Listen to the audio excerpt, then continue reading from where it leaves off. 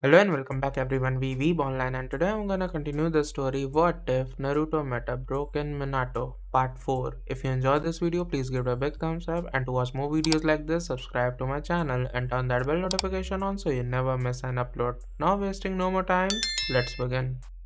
Sensei, Minato cried and sat down next to Jiraiya to see how he was doing. Rin was standing around the table, and in an instant, his brow was furrowed as he ran his glowing green hands over the old Sannin. Minato could tell from the way Jiraiya's chest moved that he was still alive, and that he had been badly beaten, but he didn't know much else about his condition. Kakashi had already sent one of his ninja dogs to get Tsunade from the other side of the room. Minato wondered in a vague way how many times he could call the woman to his house for an emergency in the next week. What was wrong with him? Naruto was shocked and asked. Minato looked up and saw that his son was looking at Jiraiya's body with wide, scared eyes. He looked up and found Kakashi. Then he turned his head toward the door. Kakashi nodded and took Naruto by the shoulder, leading him away from the scene and into the hallway. What went on? Naruto looked over his shoulder again and asked, "Is he going to be okay?" Minato could hear Kakashi say, "We don't know what happened, but we're going to find out, and Jiraiya will be fine. The man is more determined than you are." As the voices got quieter in the hall, Minato turned back to Rin and opened his mouth to ask what was going on.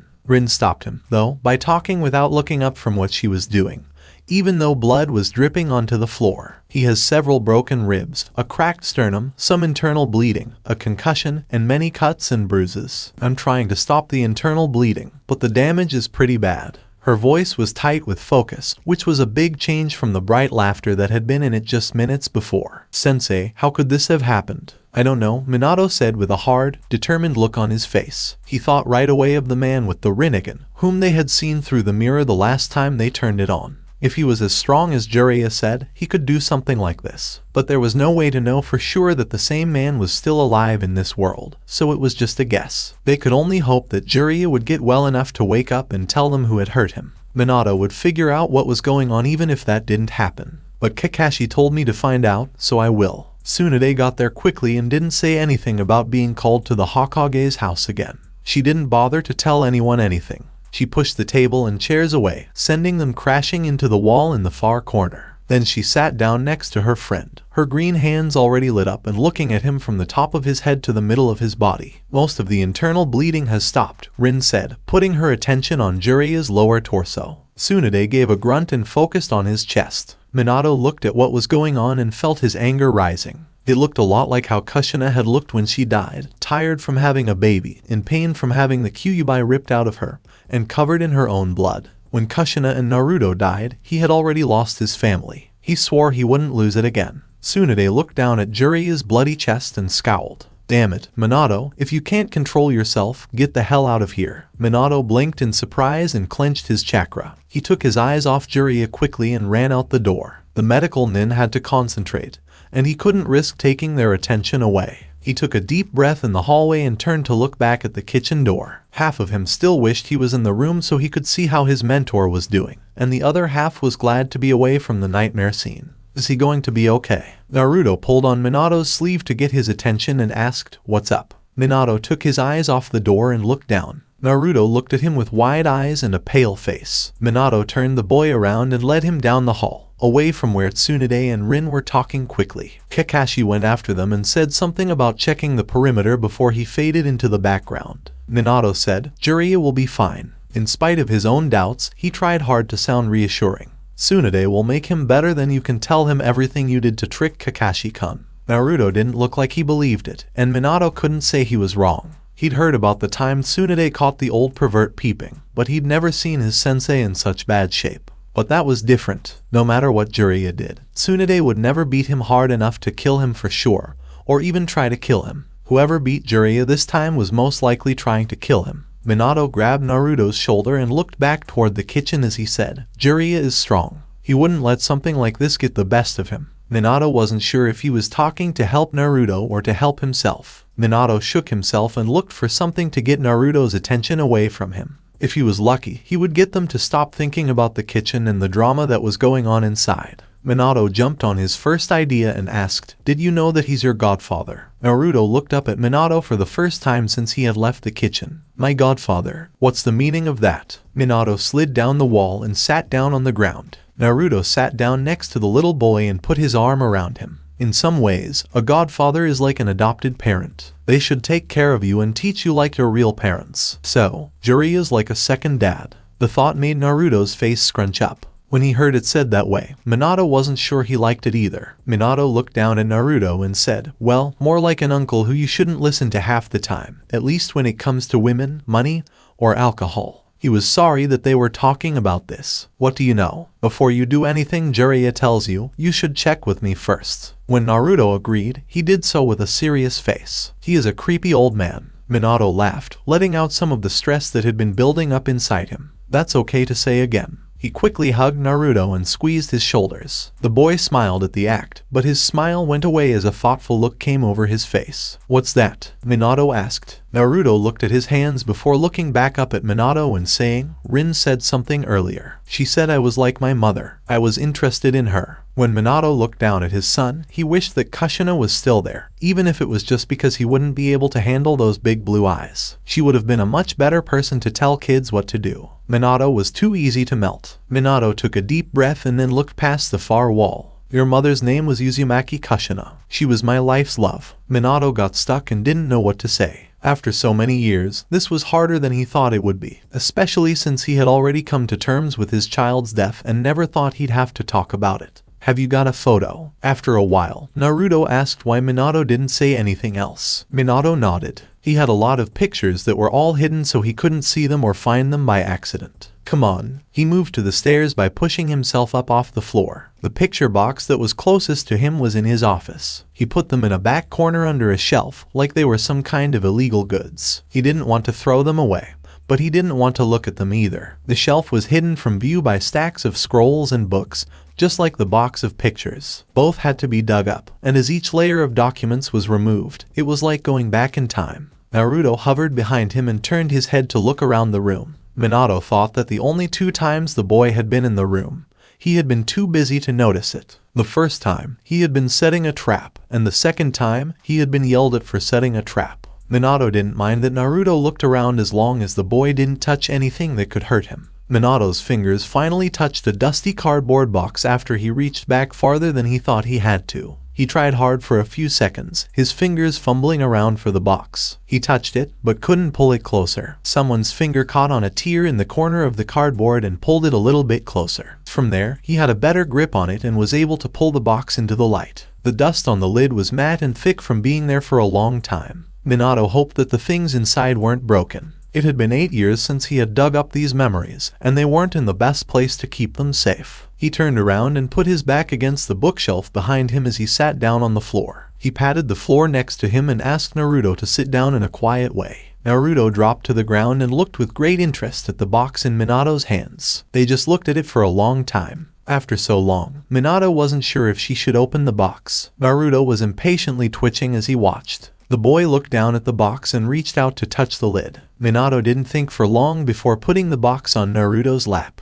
The boy looked up at him, grinned, and then quickly flipped the top off. Are all of these Mom's? Naruto asked as he looked at the jumble of pictures. Most, Minato said, happy to see that the pictures didn't seem to have been broken. He put his hand in the box and pulled out a stack to look at more closely. On top was a picture of Kushina, with her long red hair looking just like he remembered it. Minato looked at it for a minute and then gave it to Naruto. That's your mom, he said. Naruto looked at the picture for a few seconds with wide open eyes. Her hair is really pretty, he said with the awkwardness that all boys, even their mothers, had when they tried to compliment a girl. Minato had a laugh. If Naruto had said that, Kushina would have been happy to hear it. Yes, he said, her hair was pretty. What was wrong with her? Naruto asked as he put his hand in the box and pulled out another picture. It was of Kushina putting Kakashi's hair up when he was younger. In the picture, Kakashi's Hishiate was pulled down over one eye, giving him a sad look. Minato, who was torn between laughter and sadness as he thought about the picture, said, she died to save the village. Naruto looked at the door, and Minato could tell what he was thinking by the way he looked. He said, Jiraiya is not going to die yet. He's not willing to do that. Also, he still has to make my life miserable by putting you in touch with girls. Naruto gave him a serious look as he looked up at him. He said, girls are gross, and then, after a long pause, he added, except Sakura-chan. She's not yucky, she can be a little scary at times, though. Minato had a laugh. He said almost to himself, Kushina could be scary, too. But don't be fooled by that. If women want to make it in the world of shinobi, they have to look tough. But that doesn't mean they can't also be kind. Just ... Don't tell Tsunade I said that. Alright. Naruto nodded and looked down at the pile of photos. Minato put back the stack he had taken out. He also took the pictures Naruto was holding and put them back in the box. He put the lid back on, stood up, and took the box with him. Let's go down to the basement and look at them in the living room. When Rin and Tsunade are done with Sensei, they will be able to find us. Naruto said yes, jumped up, and ran out into the hall. Minato moved behind them at a slower pace and locked the door behind him. There were enough pictures in the box to keep them busy while the medical ninja gave them, hopefully, good news. Kakashi was close. He had almost caught the paper a few times, and now he was almost there. When something hit him from the side, his fingers were just touching the edge of the paper figure. He was thrown off course by the impact, and the paper slipped out of his hands. As soon as Kakashi got over the shock of being hit, he realized it was an enemy shinobi who had tackled him. Whether or not the man knew what he was doing when he attacked Kakashi at that exact moment, he would have to pay. Kakashi turned around while being held by the enemy. This quickly broke the enemy's hold and put Kakashi in a better position. As Kakashi attacked from behind, the other shinobi grunted, realizing that the balance of power had changed. Kakashi realized at some point during the fight that the ninja he was up against was barely an adult and several years younger than him. Not that this made any difference. The young man was also a ninja, and he attacked a ninja village in another country. Every genin took the risk when they became the Hishiate of their village at a young age. Not to mention that because of this young man, Kakashi had probably missed his best chance to stop the enemy from getting information that could be dangerous. So, Headache Kakashi was, in a word, angry. Kakashi took a kunai from the man's own pouch and stuck it in his chest. He pushed against the other man's back to separate them. The enemy shinobi fell forward, and Kakashi jumped back a few feet and landed on his knees. He was almost exhausted from days and nights without sleep,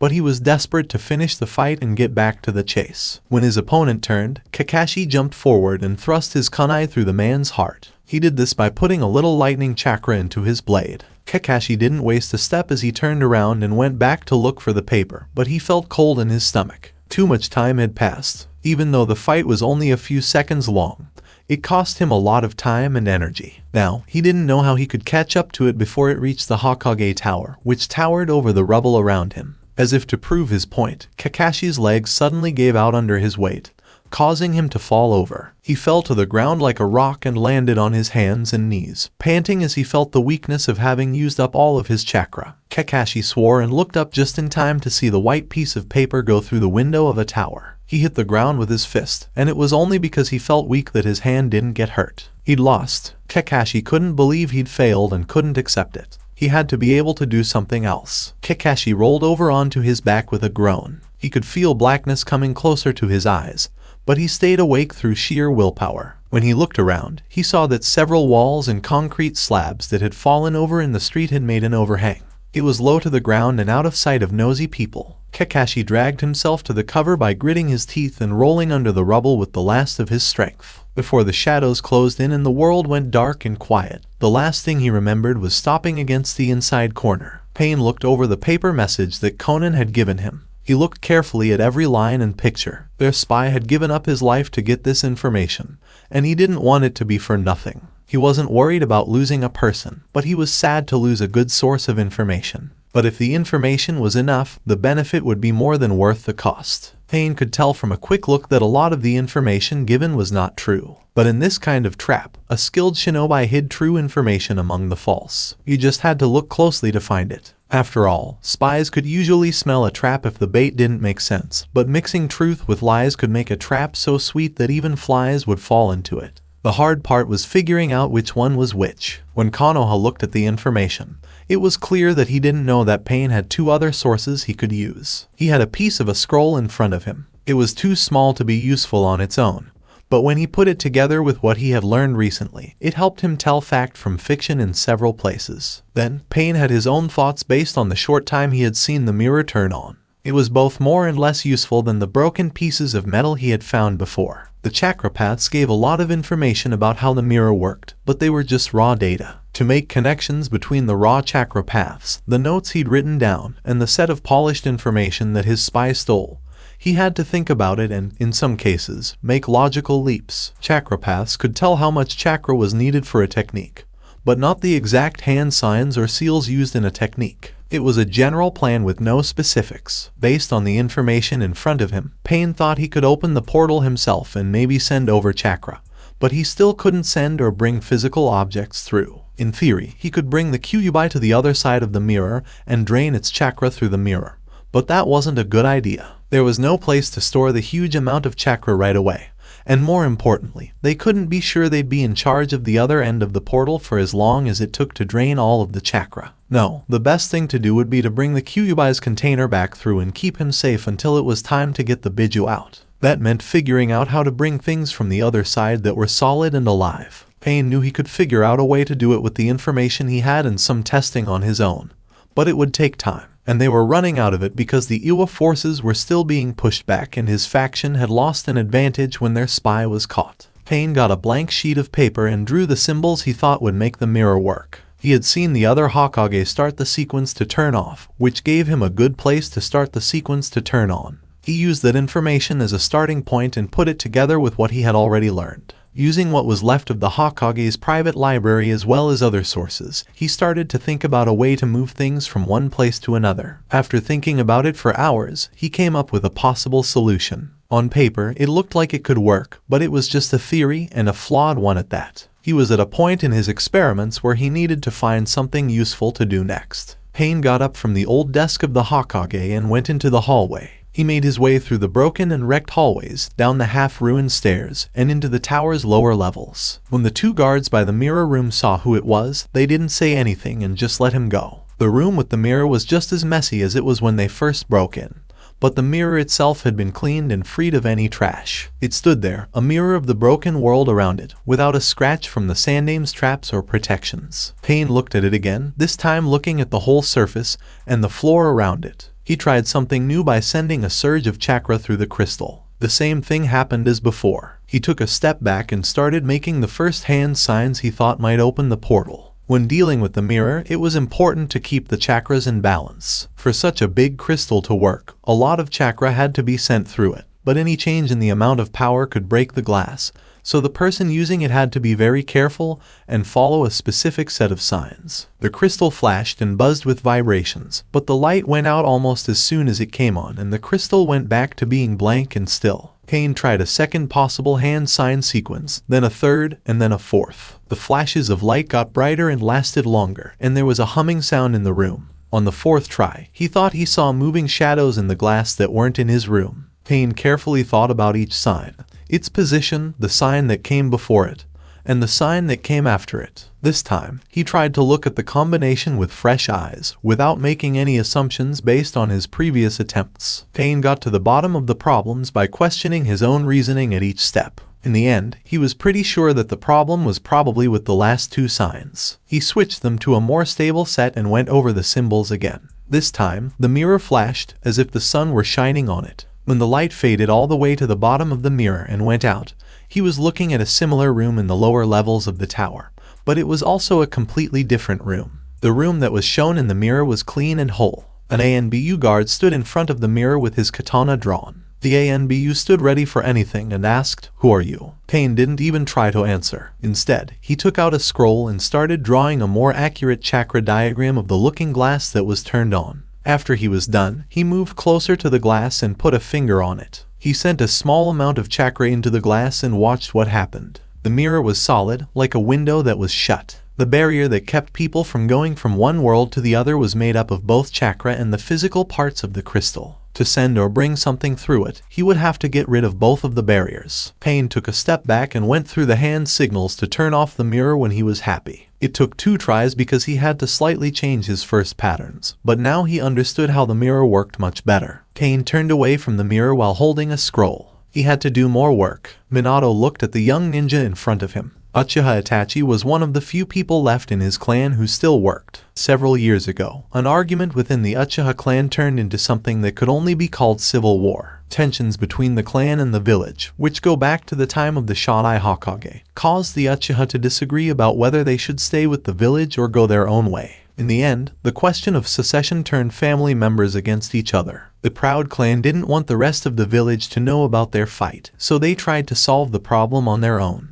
It was one of Minato's biggest regrets as Hokage, and the main reason he started playing around with the Sandame's seeing glass. When they woke up in the middle of the night, the shock of seeing members of one of Konoha's oldest clans killing each other over an uncertain future was almost as bad as facing a Kyuubi that had gotten loose. Stopping the fighting took all of the Anbu in the village, as well as himself and many Jounin. In the end, a lot of the Uchiha shinobi died or were hurt so badly that they couldn't keep being shinobi. Most of the Uchiha who stayed in the village, like young Itachi, helped the village, and they were eventually given limited permission to go back to work. It was hard to convince most of the village that the remaining Uchiha could be trusted, but Minato and Uchiha Shisui ran a long and careful PR campaign that helped the clan gain a cautious acceptance, and members are now starting to return to the Konoha shinobi ranks. Itachi is standing in front of Minato now in part because Shisui told him to do so. Shisui hoped that when other people saw the Hokage give Uchiha important missions again, it would show how trustworthy the clan was. Minato also hoped that by giving Itachi this job, he would show the villagers and the rest of the Uchiha clan that they were still valuable and important to Konoha. After a short pause, Minato said, "I'm sure you've heard the rumors about my son." Itachi didn't show any emotion. "Hi, Hokage-sama. As you already know, the fact that my son lives in the village and is there is a secret. The longer it takes for news about my son to spread, the better." Minato was unsure. He knew that if he wanted the young shinobi to help protect Naruto, Itachi had to know the truth about the possible dangers Naruto could face. Itachi had shown his devotion to the village many times, but the time he had to choose between his parents and the safety of the village was the most important. Minato didn't have any doubts about Naruto's loyalty, but telling everyone that Naruto was a Jinchuriki still made him feel bad. There is also another. This is a secret from the SS class, and I know you know what that means. Naruto is the Kyuubi Jinchuriki. Itachi's only visible reaction was a slight widening of the eyes, but Minato could tell that the man was paying attention to every word he said and that he understood how important the news was. Naruto doesn't know this, and I won't tell him until I think it's time. This is another reason why I chose to add you to the security team. There's a chance that he could lose control of the Kyuubi's chakra. It is known that the Sharingan can stop and control the Biju. If something happens, you may be the only one who can stop the Kyuubi's chakra. Minato silently prayed that they wouldn't have to do this, but they needed as many safety measures as possible to keep everyone safe. "Hokage-sama, is that how you hurt your hands?" Itachi was curious. Most of the time, the young shinobi didn't ask questions, but when he did, they were clear and to the point. Minato looked at Itachi for a few seconds. It was hard to find the right balance between how much information to share with others and how much security to keep. Minato gave a single nod. "Yes, the Kyuubi's chakra hurt me. 8 years ago, when it was briefly freed, most of the Kyuubi's chakra spread out. That chakra is recentering around my son because he has the most of it and is, therefore, a focal point. For the time being, the problem has been fixed. We're keeping him in a safe area that's protected from any hidden chakra by a seal I made. You will also be given chakra suppressants to always have on you in case these seals fail." Both Hadake Kakashi and Nohara Rin are on the same mission right now, and they both have chakra suppressants with them. Itachi nodded to show that he understood. "Where does the safe zone stop?" "I put the seal on the outside of my house. Naruto should be safe from the Kyuubi's chakra when he is inside the building, but he can't stay there for long periods of time until I find a better way." Minato didn't know how soon Naruto would feel the effects if he went outside. It took a few days before they could be seen for the first time. But that could have been because Minato didn't know what was going on. Even before the seals were put in place, Naruto had nightmares every night. Minato's mind went to Jiraiya, who was still unconscious and being cared for by Tsunade. His sensei knew a lot about spying and doing things in secret. Minato didn't think Jiraiya would let anyone learn something they shouldn't, especially about Naruto.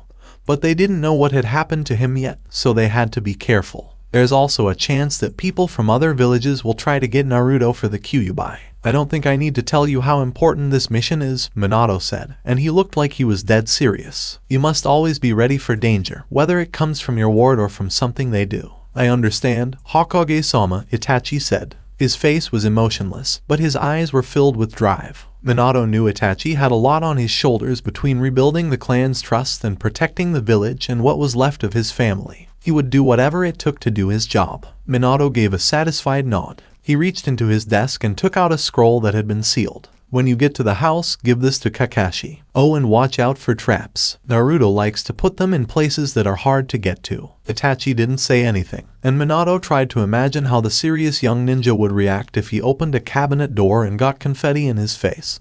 But he couldn't. He gave the scroll to her just as someone knocked on the door in a hurry. By making a few hand signs, he opened the door's security seals. Enter. The ANBU captain who was supposed to watch over the looking glass was already in the room. Minato's eyes got smaller, and he tightened his shoulders. He gave Itachi a nod and said, "Thank you, you're done." The Uchiha nodded, bowed, and moved out the door, only briefly looking back at the ANBU as the guard bowed quickly. "Hokage-sama, there's been an incident." Kakashi had no idea how long he had been out of his mind. He was stiff, sore, in pain, and still tired when he woke up. Still, he was still alive, and as long as he was still alive, he could still do something to help. What was the trouble? Kakashi moved a little to make himself more comfortable and thought about his situation and his choices. He was pretty far away from the Hokage Tower, which he had seen the last time he was near enemy lines. There was a dead enemy soldier nearby, which could have given away his location and led to him being found. He was hurt and alone, with no real chance of being saved. The Hokage had to know by now what had happened to the spy and why he hadn't come back from looking for the message. Kakashi was sure that everyone else would think he had failed and, most likely,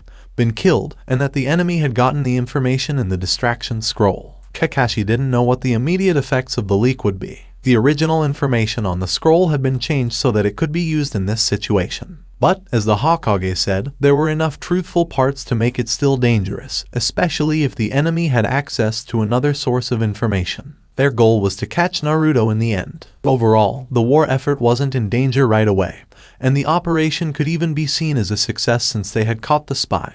But Naruto was in danger. What, then, could Kakashi do? Kakashi knew that no matter what he chose, he would need to rest first, so he couldn't act right away. He was having a hard time moving, so he took an emergency ration out of his pouch and ate it. He was determined to get as much strength back as he could. Even though he had just slept, Kakashi was dangerously close to running out of chakra. After fighting for days at the start of the invasion and for several days at the end to find the spy, he didn't have much time to rest and get his strength back. His reserves were dangerously low, leaving him short on both physical strength and chakra. As he lay still again, he thought about all of the things he could do. The first thing that came to Kakashi's mind was going back to his own lines. He could go back home, tell the Hokage what happened, and then the old man could take action to stop it instead of acting on assumptions and guesses. Kakashi could then get medical help, rest, and eventually get back into the fight. But it would also give the enemy a chance to go after Naruto. The second choice wasn't as useful, was riskier, and was less likely to work. Kakashi was sure he could find another way to stop the enemy from getting to Naruto because he knew what they were likely trying to do.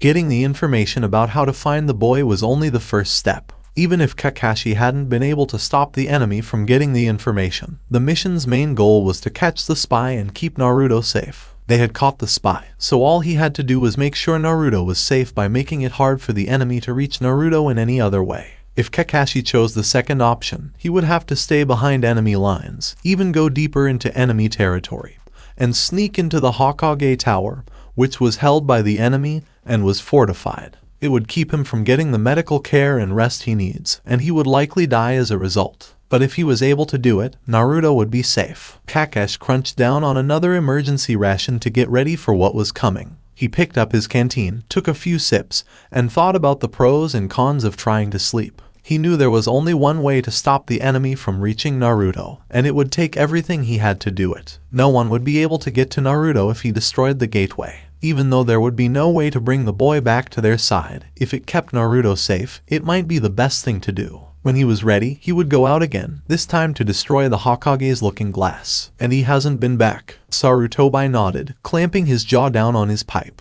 Of course Kakashi hadn't come back. If he had, he would have reported himself instead of Shikaku, who was standing before the Hokage with a worried look on his face. How long ago did he start the chase? Before 12 hours ago. He may have chased them into enemy territory, in which case he probably needs help. If he is even still alive, Sarutobi said, saying what Shikaku hadn't. Everyone knew it was possible, but losing Kakashi would be a big blow to their fighting power and morale. Many of the younger ninjas in the village looked up to Kakashi. Few people really knew him well, but everyone knew and respected his reputation, and all of the top-level ninja trusted his skills and judgment. Kakashi is very resourceful, Shikaku said, but they both knew that in war, sometimes resourcefulness wasn't enough. Get together a group of long-range surveillance experts, Sarutobi said, staring down at the battle map of Konoha, specifically at the lines that separated the Konoha and AIM forces. I want them set up along the most likely paths Kakashi took and where the information would be brought. The Hokage Tower looks like their current headquarters. The Hokage nodded in agreement. Have a team ready in case the surveillance shows signs that he is still alive or needs help. Shikaku looked down at the map and studied the fronts and controlled areas in the village. Asuma has successfully taken back the main gate and the northwestern gate from the Iwa forces. It has cut down on the area they can control inside the city and weakened their other positions. We could take a team from there and move it to the rescue effort. Make sure they get some rest if at all possible, Sarutobi said. Tell me if there is any movement or change inside the area controlled by the AIM. Hi, Hokage-sama. Shikaku bowed and left the room. As he left, another wave of shinobi carrying reports rushed through the door. Sarutobi got the news from the front lines, letting it pile up on his desk. They were starting to win the battle, regaining ground they had lost and pushing some of the enemy forces back. The fight was far from over, but now he had a small bit of hope that he would not be the last Hokage of Konoha. When he looked down at the map in front of him, he saw the area where Kakashi was last seen. He didn't believe that Copy Nin was dead. He had a feeling that Kakashi was too skilled to let himself be killed in such a simple way. That meant Kakashi was still alive out there and either couldn't get back or had decided not to. Where are you? What are you doing? Sarutobi couldn't help but wonder, but he shook his head and went back to the stack of reports. Kakashi didn't know how long he'd slept. When he first started chasing the paper, it was dark, but when he finally woke up, the sun was out, but dust and smoke in the air made it hard to see. His throat was dry and his limbs were stiff from not moving for so long.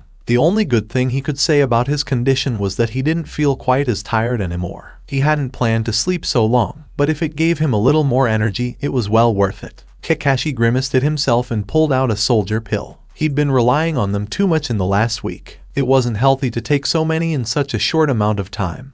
But he didn't have much of a choice. He needed as much strength as was possible. Even if he did get to the mirror and break it, the chances of him getting out and back to friendly lines after that were astronomically low. Getting out didn't matter as much as stopping the enemy from getting Naruto. It was probably his last chance to protect his sensei's son, his friends, and the village, since the enemy would definitely use the Kyuubi as a weapon. Kakashi took another sip of water and only vaguely noticed how little was left in his canteen. He took a breath and pushed himself toward the edge of his hideaway. Moving hurt a lot. It hurt a lot. For a few minutes, it was harder than Kakashi liked, but then the soldier pill kicked in and made some of the pain go away. Then the artificial energy started to work, buzzing through his limbs and pushing him the rest of the way out into the open. Even though the sky was getting darker, it looked like there were still a few hours of dim light left before night really came. The half-light would help Kakashi hide his movements as he made his way to the tower. The distance wasn't far, but it was important to stay hidden. He was too sick to get into any more fights with the enemy. He could really only afford one more fight, and it would have to be quick. Ideally, the Hokage's looking glass would break into 1,000 pieces that couldn't be fixed. Kakashi moved slowly and carefully through the rubble, everything he had ever learned about being quiet going through his mind. He didn't know how long he had before the enemy made their move.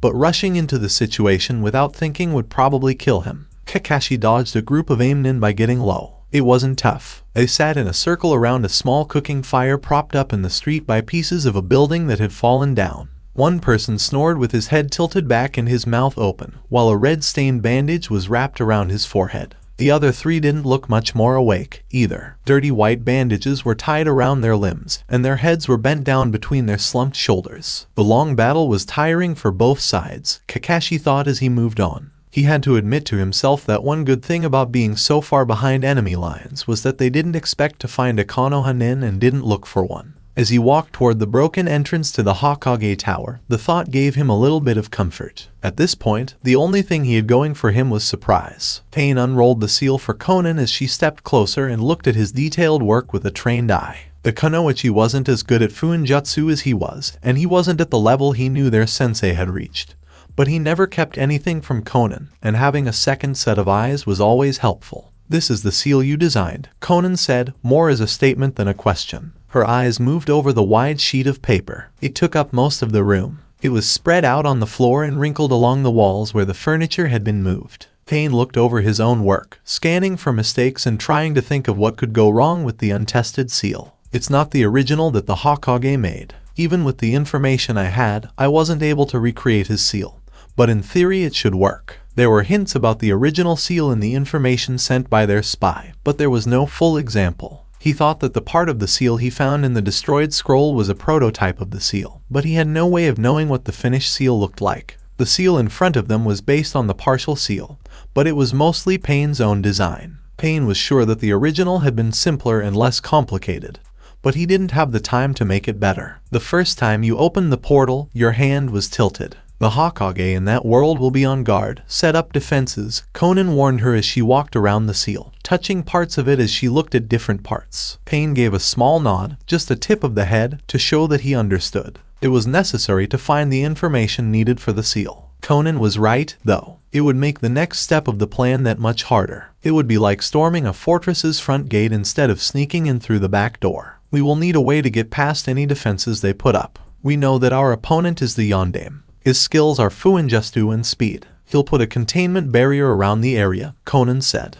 as well as security guards. Yes, there are already ANBU guards, Pain agreed. The guards wouldn't be a problem, but more of an inconvenience. This barrier would be more of an obstacle. He frowned at the seal, thinking about the problem. He hadn't thought of the problems on the other side of the mirror for the first time. He could use the Ninjendo path to find out how to open the barrier from the guards. One of them would need to know. If that didn't work, he could use the Gakudu path to weaken the barrier and take away the chakra that powered it. Then we'll have to find the Kyuubi, catch it, and go back through the mirror, Conan said as she returned to the Pain's side. Who are you going to put through for this? Ninjendo and Gakudu will get past any barriers set up by the Yondaime. Chikishoto can create a distraction during the search for the Kyuubi. I would like you to go with me. Gakudu will stay behind and guard the mirror while you and Ninjendo find and get the Kyuubi. Pain knelt down and began carefully folding the seal. You will be putting half of your paths at risk if something goes wrong. Conan moved to the other side to help fold the big seal, keeping in mind where chakra paper had to be attached to make the seal big enough. We should send more men as well. Their presence could cause more confusion in that Konoha and make it harder for us to find the Kyuubi and get back. Pain paused while folding the seal. He looked up at his long-term friend across the room. Conan stared at him with the same neutral look she had since Yahiko's death and Hanzu's treachery. Her eyes, though, showed the worry she had for him. He knew that she followed him more out of loyalty to him than to the cause to which he had devoted himself. If he decided to give up and leave the path they had set, she would follow him without hesitation.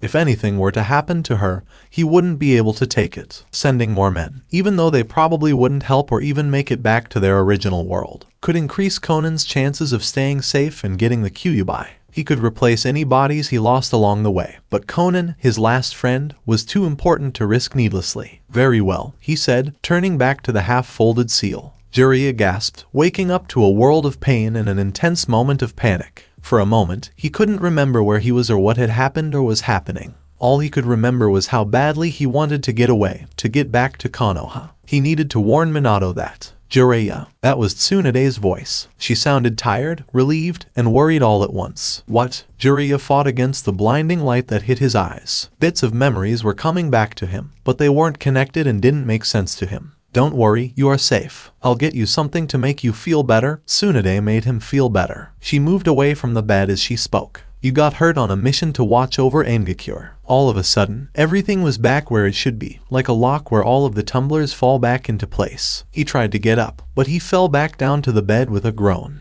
The pain was worse than when Tsunade beat him until he was almost dead. He held onto the bed, ready to try again. Stop moving, yelled Tsunade, who was now standing next to him. You're going to hurt yourself even more, you damn idiot. Jiraiya shook his head. Minato had to be warned. Yahiko, Nagato, Pain. Even though Jiraiya didn't understand everything, he did know one thing. His old student had turned into a monster who was more dangerous than he could have ever imagined. There are more than one, he gasped as he struggled to breathe in a room that seemed to have too little oxygen. I told him to stay still, Tsunade growled, then continued loudly to herself, fucking idiot, going off and almost killing himself. Not knowing when to stop, Jiraiya was able to open his eyes in time to see Tsunade put a needle into an IV in his arm. Warn, Minato, there's more than one of him. Jiraiya gasped in a nearly desperate tone. He knew he wasn't making much sense, but he couldn't say the right words or put his thoughts in the right order. I'll tell him, Tsunade said, Her voice sounded and felt farther away,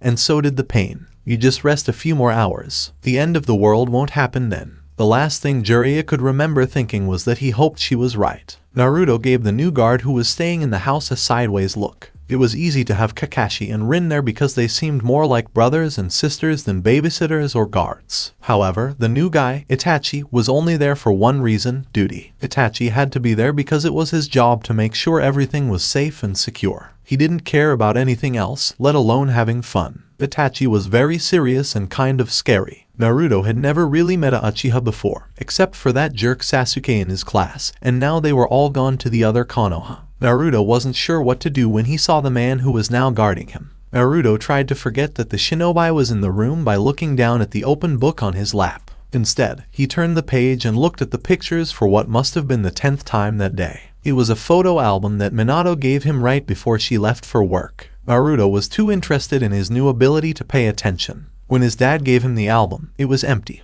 But Minato also gave him the box of photos they looked through the other day, and said Naruto could choose which ones to put in the album as long as he was careful. Naruto looked through pictures for the rest of the morning. When Minato first took the box out, he had seen some of the pictures before, but most of them were new, and all of them were of his mother. He couldn't remember a time in his life when he had been so careful and thorough with anything. He compared each photo to the others and looked for the happiest, funniest ones before putting them in the clear sleeves inside the book. Now, Naruto was just checking again to see if all the pictures fit, in case there was one he wanted to switch out of the box before giving the extra pictures to Itachi-san to put away. Naruto's head went up again when he saw movement on the other side of the room. Itachi got up from the table and went to the window. He was looking out at the grass with a slight frown on his face. As Naruto's eyes got bigger, the Uchiha's eyes got smaller and turned red. Naruto moved so he could see Itachi's face better, and then he got up and moved next to his guard. He looked at Itachi's red eyes, then out the window, then back at Itachi's eyes. Over the grass, trees, and wall, Naruto couldn't see anything interesting enough to make him stop and stare. "Why are your eyes so red?" Naruto finally asked, giving up on trying to figure out what was so interesting about the yard and instead focusing on the red eyes next to him, which were much more interesting. Itachi's eyes stopped looking out the window and focused on Naruto. His eyes went back to the dark color they had been before, and his face changed from one of intense concentration to one of calm indifference. He looked at Naruto for a moment before he spoke. "Naruto-kun, there's nothing wrong with my eyes. It's a skill that only my clan has." Naruto's eyebrows went up because he was curious. "Like a ninja technique. Is it really cool? What does it do?" Itachi turned away from the window and walked back to the table where he was reading the scroll. "It's an eye technique, but it's more like a physical skill than the usual ninjutsu you learn at the academy." He took a moment, sat down at the table, and picked up the scroll again, but this time he looked at Naruto and said, "Simply put, it lets me see and understand." Naruto frowned and looked out the window at the grounds again. It seemed still and quiet, like a breeze was moving the tree branches outside the window without making a sound. "I'm not able to see anything." He turned and looked at Itachi. Itachi's eyes moved to the window, looking past Naruto as the faintest frown returned to his face. After a moment, he said no and looked down at the scroll. Naruto gave him a puzzled look. He looked from Itachi to the window a few more times, before shrugging and moving back to the couch. When he got halfway across the room, he stopped and shook. After a moment, he heard the front door close, and the strange feeling went away. Shaking his head, he glanced back at Itachi only to find the shinobi staring at him. As soon as Naruto saw them, the dark eyes went away, and Itachi got up from his seat. He moved toward the sitting room door and swung it open just as Kakashi's voice came through. "I'm back." Kakashi came through the door that was open. He nodded to Itachi before strolling over to Naruto still seated on the couch. Kakashi put a bag down next to Naruto and said, "You can add these to your collection." Naruto craned his neck, opening up the shopping bag. Inside was another album, which was still wrapped in plastic and had a price tag on it. It came with a big envelope. He took the envelope out and looked inside. There were more pictures of Naruto's mother, father, Kakashi, Rin, and even Jiraiya, the old pervert. Even though he wasn't there when the pictures were taken, he knew that real families had pictures like those. "Thank you, Kakashi-Nason." Naruto cried and rushed forward to wrap his arms around Kakashi's waist. "Ma," the shinobi with one eye said, "it was Rin's idea first, and since there aren't any of you yet, we'll have to get a camera." He gave Naruto a gentle shake and patted him on the head. "Also, if it keeps you from doing other things, I'm all for it." Naruto was happy. "Don't worry, I'm going to get Itachi-san next." You're safe until then. Itachi-san, you should take that threat seriously, Kakashi said, giving the other man a look. Itachi nodded. He was very serious when he said, I'll keep an eye out. He glanced from the window to the door before shifting his eyes back to Kakashi. May I say something, Kakashi-san? Naruto looked back and forth between Kakashi and Itachi. Adults did what they were doing when they wanted to talk about something without a child around. Kakashi said, of course, and walked toward the door. Itachi went after him and shut the door to the sitting room firmly behind him. Naruto watched them leave the room, and when the door closed, his curiosity got the best of him. Naruto has been trying to be good ever since he talked to Minato, and especially since he found out that Minato was his father and that he was wanted and had a place to live. Part of him still didn't want to give the people in New Konoha a reason to send him back to the old Konoha. He also wanted to make his father proud. But the temptation to listen in on what the two shinobi were saying was too strong. Setting down the envelope, Naruto crept to the door and eased it open till he could peer through with one eye. Kakashi and Itachi were standing out in the entrance hall. They spoke in low voices that Naruto couldn't hear, but he could tell by the look on their faces that it was something important. Then Kakashi lifted his Hide-8, revealing his other eye, and went to the window. Naruto frowned as he watched the two men gazing out the front window. The low sounds coming from the hall showed that they were still talking, but Naruto couldn't make out what they were saying any better than he could a moment ago, when he was straining to hear. Itachi gestured to the door and then to the seal painted on it, and Kakashi settled into a considering pose. The ninja with the silver hair then said something and went up the stairs. Itachi turned back to the sitting room. As soon as the Uchiha's eyes fell on him, Naruto didn't even try to hide inside. When Itachi came back into the room and sat down at the table, he moved to the side. He looked back out the window at the yard and asked, what did you see? Outside, everything looked the same as it did a few minutes ago. Nothing, Itachi said, pulling open his reading. When the door opened, Kakashi came back in with a small paint can and a brush. He turned around and started painting the same symbol on the door to the sitting room that was on the outside walls. Naruto looked at him with a frown and opened his mouth as if to ask another question. But Kakashi stopped him before he could say anything. I'm sure Minato-sensei would love to see the second album when he gets home from his duties. Naruto-kun, you'd better get going on it if you want to finish on time. Naruto huffed, turning back to the couch and the abandoned albums and pictures. He sat down and pulled the new photo book Kakashi brought into his lap, but paused before doing anything else. He saw Kakashi put the seal on the door, move a few feet along the wall, and then start again. Naruto's eyes moved to the neat line of seals already marked on the outside wall, then to the window and the yard beyond. Still, all he could see was a bright summer day that he wasn't allowed to enjoy outside.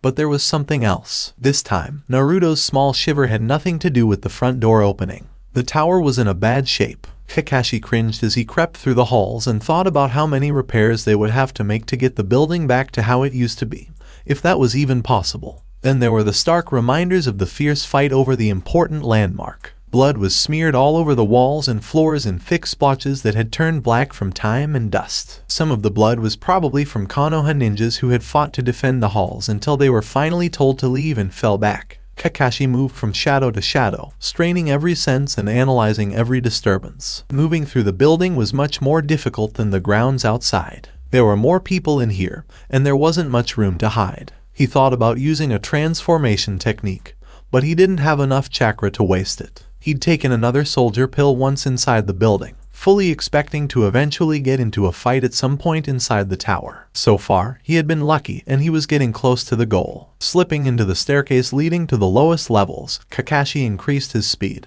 The longer he stayed in the halls, the more likely it was that someone would find him. He had visited the lowest levels many times for his ANBU duties. The rooms were designed based on the classification of their contents. The farther along the corridor, the more sensitive and dangerous the information got, giving guards a little more time to react should anyone attempt to infiltrate and steal anything. There were also safety measures to keep people who weren't supposed to be there out of the more and more restricted parts of the hall. This made it harder for people who didn't have access or an escort to move forward. Based on this, Kakashi thought that he would find the looking glass in one of the hall's last rooms, where the most secure areas were. As he moved on, he could see that the different safety seals had been turned off, which was to be expected. He didn't know if he should hope that the room behind the looking glass was still locked or not. The Sandaime said that the enemy had mostly likely found the looking glass, but that was just a speculation. Everything suggested that the room was already open.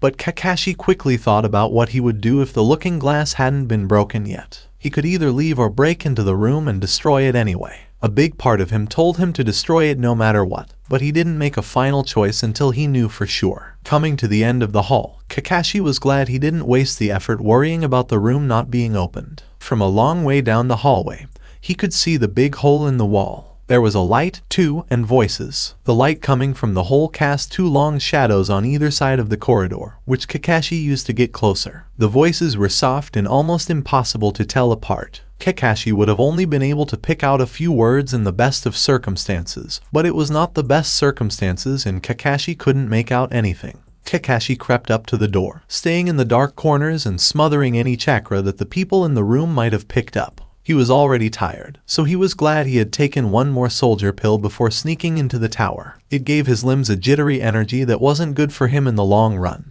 But if Kakashi was being honest with himself, he knew he didn't need to worry about his long-term health right now. Kakashi did a quick check of the room and saw at least 8 Jounin-level shinobi. 5 of them were dressed in black cloaks with white and red clouds on them. He had heard about a growing group of criminals who wore cloaks that looked just like those, but the information they had was not clear and was mostly unconfirmed. Kakashi only knew for sure that the group was made up of very dangerous, high-level shinobi who were very dangerous. In that room, there were 5 of them. For a moment, Kakashi felt torn. This was vital information for the village. He didn't know why the people in black cloaks hadn't joined the fight yet, but he did know that the exhausted Konoha forces wouldn't be able to stop them if they joined the fight. The Hokage would need to know that the enemy forces had high-ranking shinobi who hadn't even joined the battle yet. But that very fact gave Kakashi pause. Why hadn't they helped in the fighting? Kakashi thought about what the Hokage had said about why Konoha was invaded, to weaken Konoha's military power and catch the Kyuubi. The invasion had already done a lot of damage to Konoha's military. Even if the village was able to get rid of the invaders faster than expected, it would still take them years to get back on their feet. The loss of people, supplies, and buildings was a huge blow to the hidden village. That first goal had already been reached in every way. The only thing left was securing the Kyuubi, and here were possibly the highest level shinobi the enemy had about to embark on a mission to do precisely that. If that was really the case, and everything pointed to it, the best way for Kakashi to stop the enemy's plans was still to break the mirror. When you think about the 8 things that stood between Kakashi and his goal, it was easier to say than to do. Kakashi could see the mirror, which was a polished black chakra crystal, from the other side of the room. The mirror showed the torches that were lit around the room. A flash of light hit the mirror and the dark surface vanished. In its place was a reflection of a similar room that was lit up by its own light. He couldn't see through the glass anymore, but that didn't matter. He was more concerned with what was happening on his side of the mirror. The Aimnin had spread out a seal made of big pieces of chakra paper that had been drawn on and stuck together. It was draped over the broken pieces of the walls and door and put on the floor in front of the mirror. 3 shinobi in standard Jounin outfits stood off to the side, and 5 figures in black cloaks gathered around the glass. One of them was hunched over the glass while the others stood around him. From where he was, Kakashi could tell that he had turned on the mirror. Kakashi had thought the situation was bad, but it was even worse. It was clear that the enemy already knew how to turn on the mirror. Looking down at the seal, he wondered if they were attempting to transport troops through the mirror. He could see that the seal on the floor wasn't the same as the one the Hokage had made, but that didn't mean it wouldn't work. There were more than one way to skin a cat, or in this case, more than one way to do a technique. The seal started to light up. The glow spread over the seal and onto the mirror, making the mirror glow even brighter, and Kakashi knew he was running out of time. He knew from his gut that the shinobi in that room were getting ready to go after Naruto. Beyond the looking glass itself, he didn't know if any other barriers stood between Naruto and his pursuers. He thought he could hear voices on the other side of the mirror, but they were too quiet to make out, and his view of the other side was too blurry to see what was going on there. Kakashi looked over the few things he had in his hip pack in silence. There was a smoke bomb, a few explosive tags, and a few shuriken, which wasn't nearly enough to fight 8 Jounin on his own. He was thinking about different ways he could attack when his one advantage was taken away from him in an instant. Kakashi couldn't say exactly what grabbed him and pulled him away from his cover and into the room. He didn't have much time to switch places with a shadow clone, so the clone was pulled out into the middle of the group. The clone was able to grab one of the broken doorway's sides and hold on while the force lifted its feet off the ground. Kakashi knew the clone wouldn't last long given his current chakra levels. His surprise was ruined, and he had to act quickly if he still wanted to save the situation. Since the figure on the ground spoke, it seems that the enemy had the same time constraints. "Go through," he told them. "There isn't much time left before the alarms go off, if they haven't already. I'll take care of the one here." Kakashi took the smoke bomb out of his pack and kept his eyes on what was going on in the room. Still, his clone was holding on to the broken doorway, grunting because it was hard. The other figures turned back to the looking glass and moved forward. One of the red-headed figures entered the mirror first. He pushed against the surface, and after a moment, he fell through to the other side. Kakashi heard shouts coming from the mirror, probably from a guard stationed on the other side by that world, but they were muffled and not his concern at the moment. The other people pushed through the barrier quickly. 2 people in black robes went first, then the jounin, and finally the woman with blue hair. Kakashi felt rushed as he watched them go through the glass one by one. He pulled out one of the kunai left and prepared for his entrance. The clone was slipping, and that would be the end of his deception. Just as the clone lost control, Kakashi jumped out from where he had been hiding and threw the smoke bomb into the room. The entrance of Kakashi was hidden by a thick cloud of black smoke. Only for a moment, though, because that unknown force pushed the smoke back to the room's edges, making a clear circle around the black-robed figure. When Kakashi saw that the force wasn't as strong as when he was almost pulled out of his cover, his eyes got narrow. Kakashi searched for the reason why. It could be a possible weakness he could exploit. Kakashi saw it in a sudden flash of insight. Not 5 feet from the man was the looking glass. He didn't want his unknown jutsu to break the connection or damage the device. The man still had his hands up in the Hitsuji sign and hadn't even moved from where he was crouched in front of the mirror. He had to focus on both the mirror and Kakashi at the same time. Kakashi could hear sounds of another battle through the mirror, but he didn't have time to look. When the smoke went away, he jumped right back into the little bits that were still in the room. He had barely landed and made his observations when he moved again.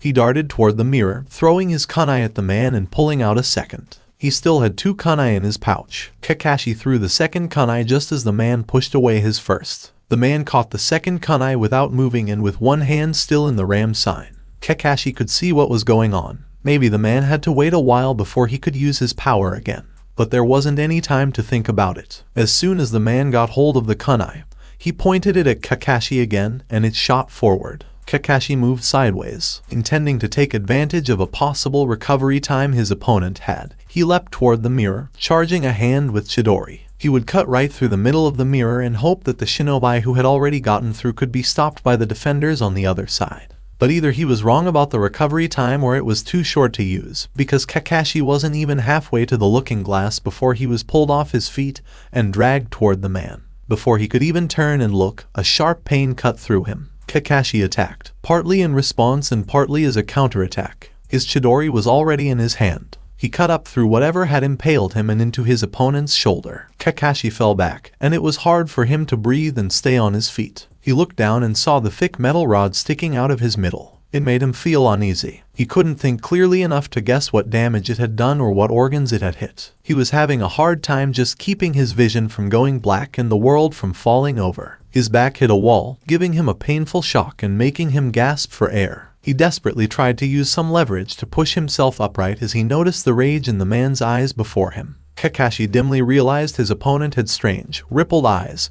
something he hadn't seen from his previous positions. It was just his luck that he picked a fight with someone who had some new and powerful Dojutsu. He tried to keep his balance as he reached for another kunai, but he started to fall backwards, which shouldn't have been possible with the wall behind him. When Kakashi fell, though, there was no way to figure out what was going on. Pain racked through him from the impact as Kakashi struggled to take a breath. He choked, then fought to pull down his mask as he coughed out a mouthful of blood. Another one came as he tried to keep his lungs clear enough to just breathe. Around him, the sounds of an intense battle raged, but Kakashi could do nothing besides struggle to breathe and expel the fluids choking him. With every body-racking movement, his strength drained away, most of it from the soldier pills he'd taken earlier. Time slowed down and started to feel like a dream that was hard to wake up from. Part of Kakashi thought he must have already fallen unconscious because the last thing he registered was Minato-sensei racing past him, and that was impossible. After all, Minato had been dead for a long time. Minato sat next to Jiraiya's bed and frowned at the notes he was holding in his lap. Through the closed door, faint sounds from the hospital outside could be heard. Jiraiya wasn't stable enough to go to the hospital at first, and when he was no longer in danger, Tsunade had him moved to a private room at Konoha's General Hospital so she could keep a closer eye on his recovery. Even though the danger was over, the Sannin would be weak for a while. He would have to stay in bed and rest for a while. Or else, Jiraiya had been sleeping deeply since Tsunade gave him the painkiller the first time he woke up. But the medical ninja said he should be awake again soon. Minato hoped he would be there so he could ask about Jiraiya's mysterious message. There's more than one of them. Minato saw that something was moving in the bed. He sat up and slid forward in his chair. His eyes went straight to Jiraiya's face. "Sensei," Jiraiya groaned, moved around under the covers, and scrunched up his face. He only half opened his eyes and looked around the room. "Minato, I'm here," Minato said, pulling his chair closer to him and putting his most recent project in his lap. As Jiraiya's hand reached for him, he grabbed the cup of water from the nightstand. "Have a drink of water." Minato put his hand on Jiraiya's head and helped his sensei drink from the cup before putting the water back by the bed. "Sake would be better," Jiraiya said, scrunching up her face again in pain. Minato leaned back in his chair and said, "That's between you and Tsunade. I'm just doing what the doctor told me to do, and she's a bigger threat to me right now than you are." "Fine," Jiraiya huffed. "I've been gone for how long?" "Almost 48 hours. Rin was lucky to be there when you showed up. She was able to start treatment right away, which cut down on the time it took for you to get better and may have saved your life." Minato thought about asking his sensei about the fight, but he didn't want to push him too quickly. He could give the older man a few minutes to figure out where he was and wake up more. Jiraiya said, "I'll have to thank her." He closed his eyes for a moment, then opened them again and looked at Minato. He stopped for a moment to think, and a worried frown spread across his face. "Why are your hands like that?" Minato looked at his hands, which were bandaged. The size of his wounds was hidden by his sleeves, which was fine with him. Minato looked down at the notes in his laps and shuffled them as he said, "There was an incident." When he looked up, Jiraiya was staring at him. The Kyuubi's unused chakra has been pulling toward Naruto, giving him bad dreams and affecting his mood. One night, he just couldn't take it anymore. Jiraiya finished by staring at the ceiling and saying, "And he lost control." We probably should have expected that. Since the seal he has lets the Kyuubi's chakra leak out, it makes sense that it would also let chakra, and he grumbled, upset with himself for forgetting. Minato just shrugged. Looking back, everything was clear. I've stopped the latent chakra from getting into the house. At least for now, he should be safe. What did you find out about an Aimgakure? When Jiraiya, who was hurt, tried to sit up on his own, Minato put his hand on his shoulder to stop him. It wasn't hard to keep his sensei from getting up. Jiraiya stopped struggling and gave Minato an angry look. But his white face and the sweat beads on his forehead showed that he was lying. Even though things seem to have come to a standstill, the country is still stuck in a civil war. Hanzo is dead, but a few of his generals were able to rally the last of their men in the eastern half of the country. But Pain is the most worrying thing. So, he's here, right? What did you mean when you said there are more than one of him? Is Pain the person you mentioned? Minato had to bite his tongue to stop himself from blurting out more questions. Since the whole thing began, he had only had guesses and half-clues to work with. He was more than ready to get some real information that he could use. Jiraiya stopped and held up both hands, wincing as he put one of them to his head. Yes, he's here, and he's just as mysterious as the man in the mirror. Jiraiya stopped for a moment, took a steady breath in, and then let it out again. Before going on, Minato let his sensei gather his thoughts. Do you remember that I said Nagato had the Rinnegan, but that Yahiko was on the other side of the mirror? Minato nodded. This difference was one of the things that led to Jiraiya's bad luck. The same thing happened to me in Aimgakure. The Rinnegan was used on Yahiko's face, but it was Nagato who did it. I'm sure it was him, no matter what he looked like. He called himself Pain, and he is in charge of the group that is against Hanzo. Jiraiya moved around in his bed and looked up at the ceiling.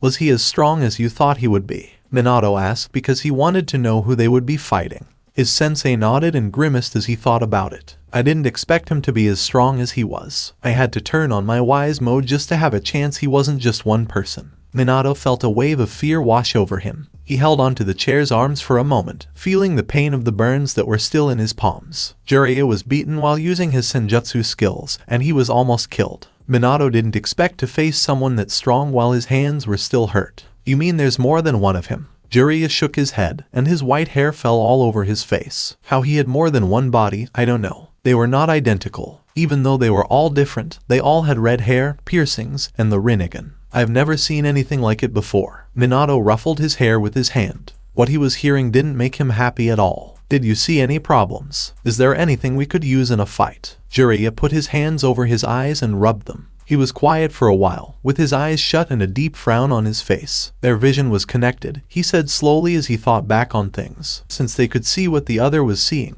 there were almost no blind spots when they fought close together. Putting them in separate groups and fighting them one-on-one or two-on-one would help. They also only used one technique each. A summoning technique, a chakra-absorbing technique, and a technique to attract or push away both physical objects and jutsu. Minato was quiet for a moment as he thought about the information. He asked, "So you only saw 3 bodies?" Jiraiya snorted, even though there were already 3 of them. They didn't seem to be hurt or in pain.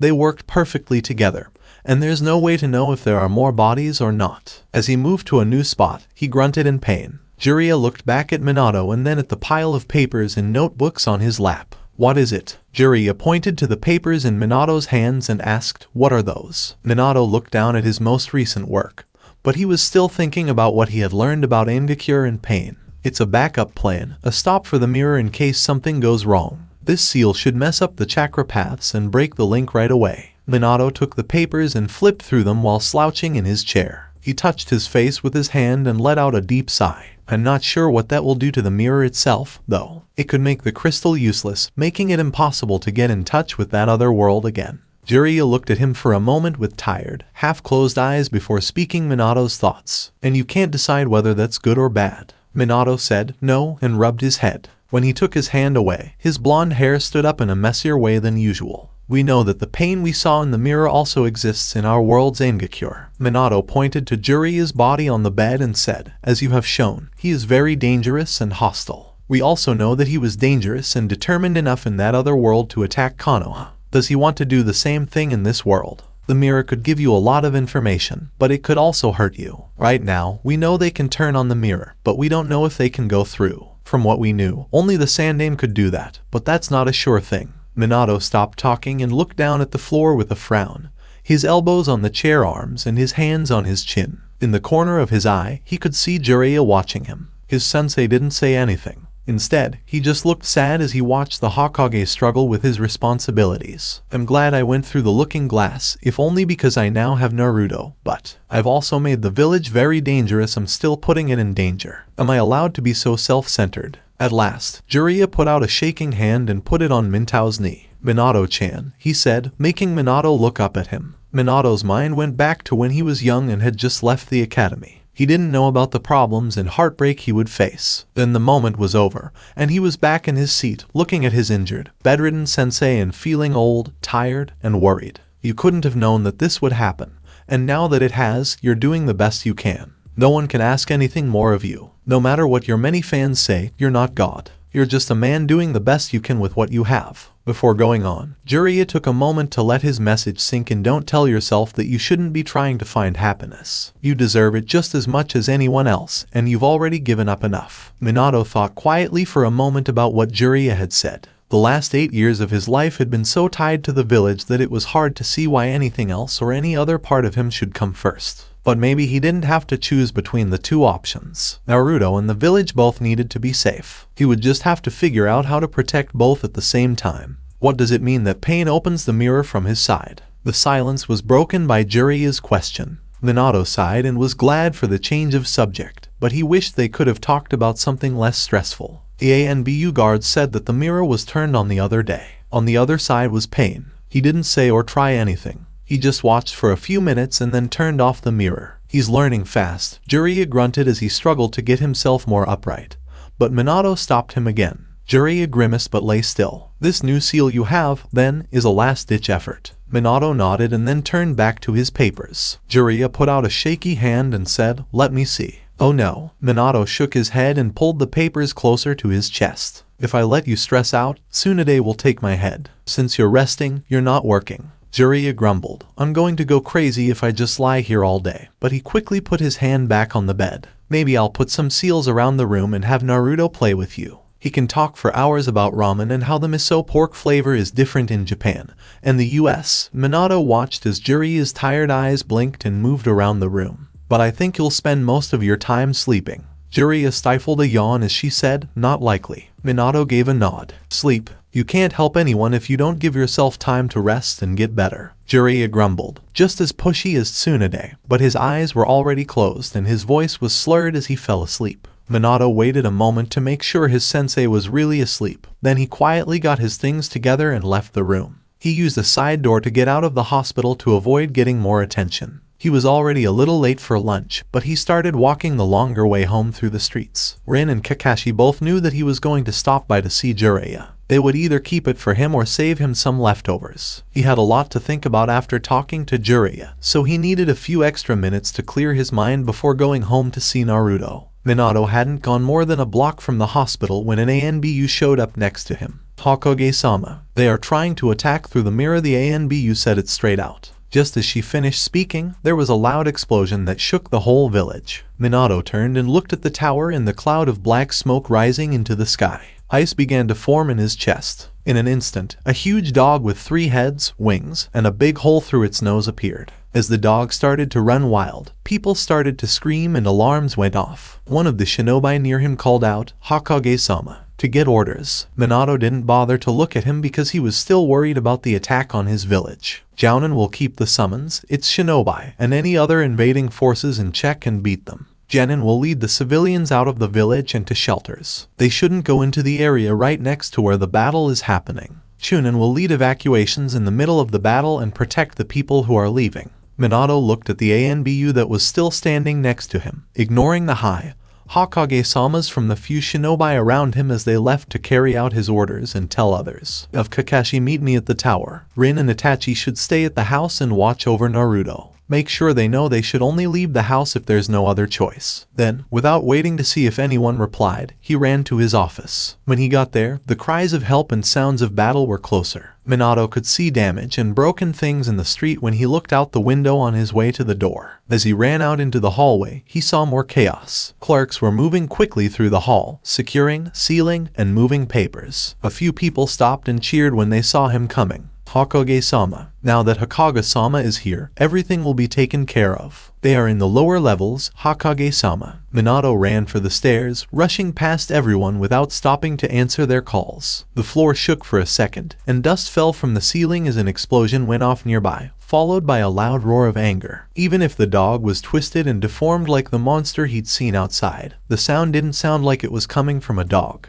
Minato hoped that the person who had broken it hadn't called in more creatures to help with the attack. For now, he would trust his ANBU and Jounin to hold back the enemy forces. It was much more important to stop the enemy from getting help or getting out through the mirror. Minato ran past the main entrance as he went down to the first floor. As he went around the corner to the next set of stairs, his eyes were fixed on what he saw. Instead of a row of offices, walls, and a ceiling, there was a big hole, blue sky peeking through buildings, and a busy street outside the tower walls. Minato went faster and jumped down the broken stairs to the lower levels. He hoped his seal would work, because he needed to end the battle quickly before the enemy could get a foothold. Naruto went around the kitchen table and put dishes down at each seat as he went. Today's lunch came late and wasn't ramen, but they added one more place setting to the table, which made up for everything. Even though he still found Itachi strange, quiet, and a little scary, Naruto was getting used to it. The new guard didn't seem nearly as strict as he did at first. Itachi also had an older brother. When Naruto heard that, his first thought was that he might be able to find a friend his own age. Then he found out that Sasuke was his younger brother. He reminded himself, though, that this was new Konoha. Maybe this Sasuke wouldn't be as full of himself as the one in Naruto's old Konoha. The more Naruto thought about it, the more he realized that, as far as he could tell, the reasons why people didn't like him in the old world just didn't exist here. In old Konoha, he had lived alone as an orphan and was known for always making trouble. Here in New Konoha, not only did he have a father, but his father was also the Hokage. Minato even said he was allowed 1 prank a day, so they couldn't call him a troublemaker for a few pranks if he was allowed to do them. It meant he could make real friends and maybe even have a best friend. Naruto frowned as he went around the table a second time and put the glasses next to the plate. Shikamaru, Choji, and Kiba were the first 3 people who came to mind. He had been their plaything. Even if they had never been close before, they might be able to be friends here. He liked the idea more and more the more he thought about it. As he set the last 2 cups down, Naruto looked at the black seal painted on the wall, just as he did on every other wall in the house. His plans to make new friends and more of them in this new world would have to wait until he could go outside again. which was a thought that made him feel torn. Rin Neeson. After putting down the last glass, Naruto stopped and asked. Yes, Naruto-kun, Rin asked, with her head still on the counter. She wasn't making lunch because she had already eaten. She was looking at a medical report that Naruto couldn't understand when he asked her about it. Naruto looked from Rin back to the window, first at what was going on outside and then at the black marks that were drawn at regular intervals around the room. Why do they have seals? There was a short pause, and then Rin's side of the room let out a sigh. When Naruto looked up, the kunoichi were looking at him. Rin said to herself as she walked to the table, I guess you'd ask me when you got around to it. Naruto-chan, please sit down. Naruto took the chair closest to him and sat at the end of the table. He watched as Rin got settled, and the more serious look on her face made him nervous. She opened her mouth to talk, then closed it again. Her face twisted into a grimace, then went back to being smooth. The way she was struggling made her look like a fish, and it would have been funny to watch if Naruto wasn't getting so nervous waiting for the answer. This is hard to explain. It's a very hard situation. Rin spoke slowly,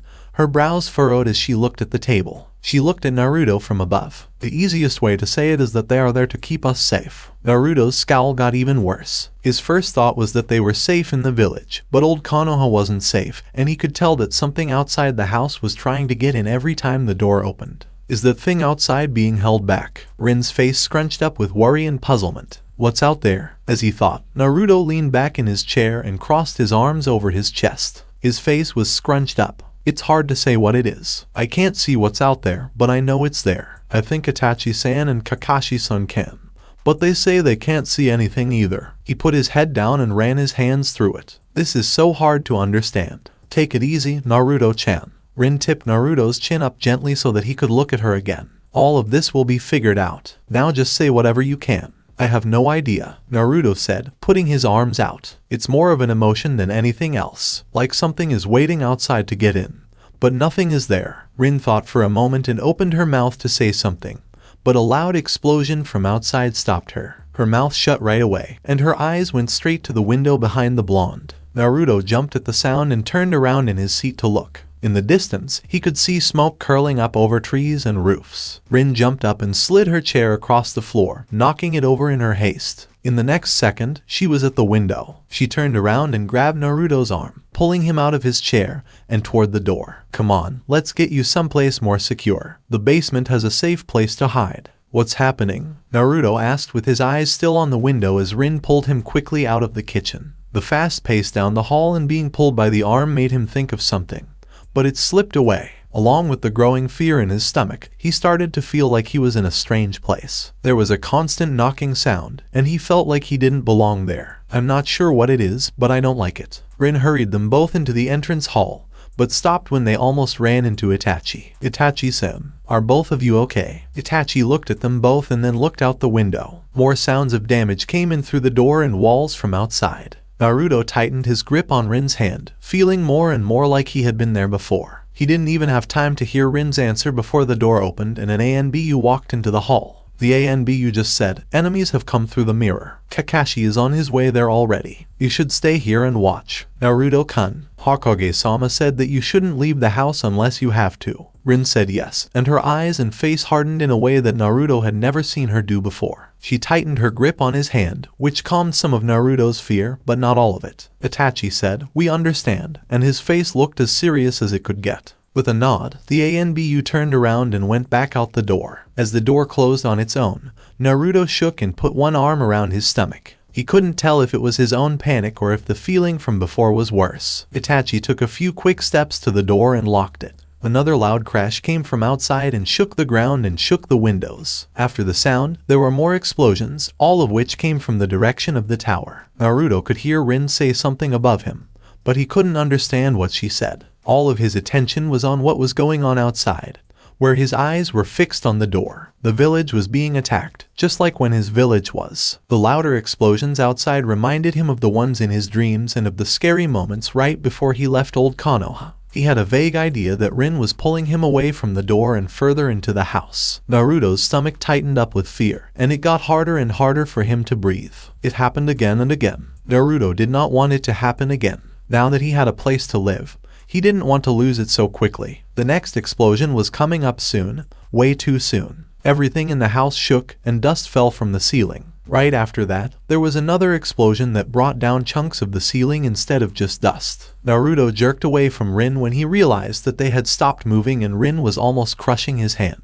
He looked up and blinked, not sure for a moment if this was just another part of his nightmare. Pieces of paper from outside were getting in through the cracks. They pushed their way into the building, trying to fit under doors and between window panes like little living origami creatures. As Naruto looked on in confusion, dozens of them came in through the outer walls. Itachi was standing in the way of Naruto, Rin, and the paper. When Naruto looked up at Rin's face, he saw that her eyes were narrowed, her face was set, and she had a kunai in her other hand. Naruto opened his mouth to ask a question, but he never got the chance. One of the pieces of paper that were flying around in the window blew up. It wasn't as loud as the explosions they could hear outside, but it broke the window and sent glass and splinters flying everywhere. Naruto yelled out in fear and surprise as Rin spun on the spot, pulling him behind her to protect him from the falling objects. There were 2 more explosions right after the first one. Rin used the short break between the explosions to run back down the hall the way they had come, dragging Naruto behind her. Naruto whimpered as the same shaky feeling washed over him from the broken window. Naruto quickly looked over his shoulder to see if Itachi was coming after him, but Itachi was already fighting with a pale ninja with red hair. Behind them, the wall was broken, and a woman with blue hair stood outside the house as more and more pieces of paper flew through the hole and into the hall. The paper flew at Naruto as quickly as a shuriken, but instead of stabbing him, they stuck to his legs and made them stiff, making it hard for him to keep up with Rin's quick steps. Naruto screamed in fear as he fell to the ground after tripping. Rin's eyes widened as she saw more and more paper slips getting stuck to him. Rin spun around and pulled Naruto toward her and past her. She reached out with a glowing green hand and grabbed one of his legs. Naruto felt her hand move quickly down his leg, cutting the paper off and sweeping it away. The chakra around her hand cracked against him all the way through his pant leg. She did the same thing on the other side, and all of a sudden he was able to move again. But the relief was short-lived because more paper came after them. Naruto saw a flash of hand signs before Rin blew out a strong wave of water after pushing him behind her. She sprayed it all over the paper, making it wet and heavy. Then he turned around again and dragged Naruto into the foyer. They hadn't gone more than a few steps toward the stairs when the front door was blown open and 3 more ninjas showed up.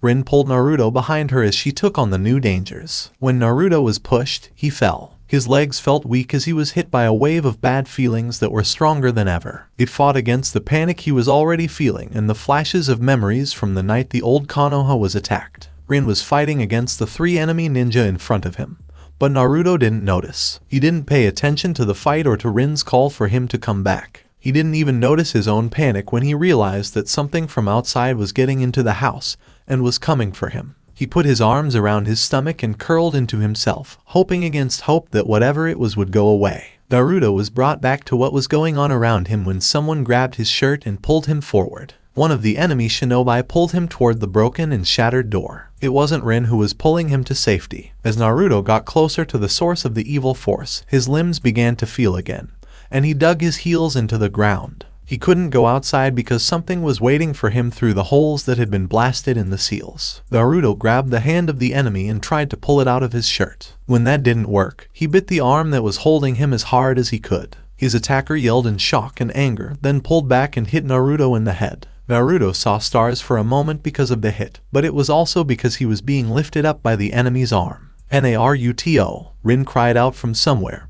and when he heard her, he blinked in surprise. When Naruto looked up, he saw Rin stopping the other 2 enemy shinobi. She lost her focus for a moment when she panicked and looked to see where he was being taken out the door. One of her opponents saw the chance and moved forward quickly, hitting Rin with a kunai, and then Rin was gone. When Naruto got out into the open air, he gasped. It seemed to be on fire. Even though it was the same temperature as inside the house, it burned his skin and made his stomach turn.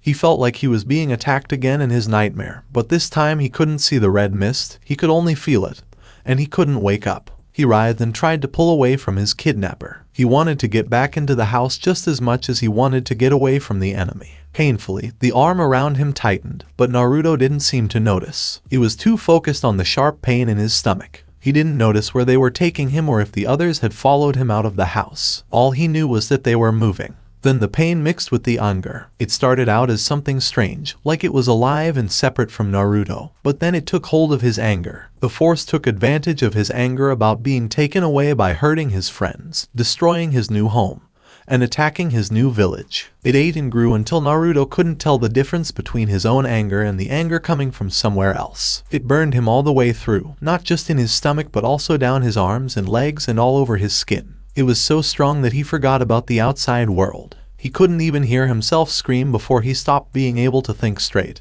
and the red mist covered everything. Minato flew down the hallway and wished he had put his seals of transportation in more places in the Hokage Tower. But he had never needed more than the seal in his office. Nobody from the outside had ever gotten this far into the village. But he was mad at himself for not coming up with the idea sooner, since he had made a back door into the tower. He had been busy with so many other things it didn't matter anyway, and he could take care of it after they got out of the trouble they were in. The huge hole in the building further down the hall made the hallway a lot brighter than usual. As Minato ran quickly toward the mirror room, the extra light helped him notice important things. He saw that, aside from the general damage caused by the fight and explosion, the other doors and chambers that held top secret information and techniques had not been touched at all. Just that fact made Minato think that Naruto was the main target of the invading forces even more. Another thing was how easily he moved down the hallway. If it was a full invasion, the enemy would need a big army to get a foothold and stay there. All the signs pointed to a smaller force, more of a strike than an invasion, and they weren't even trying to take the tower,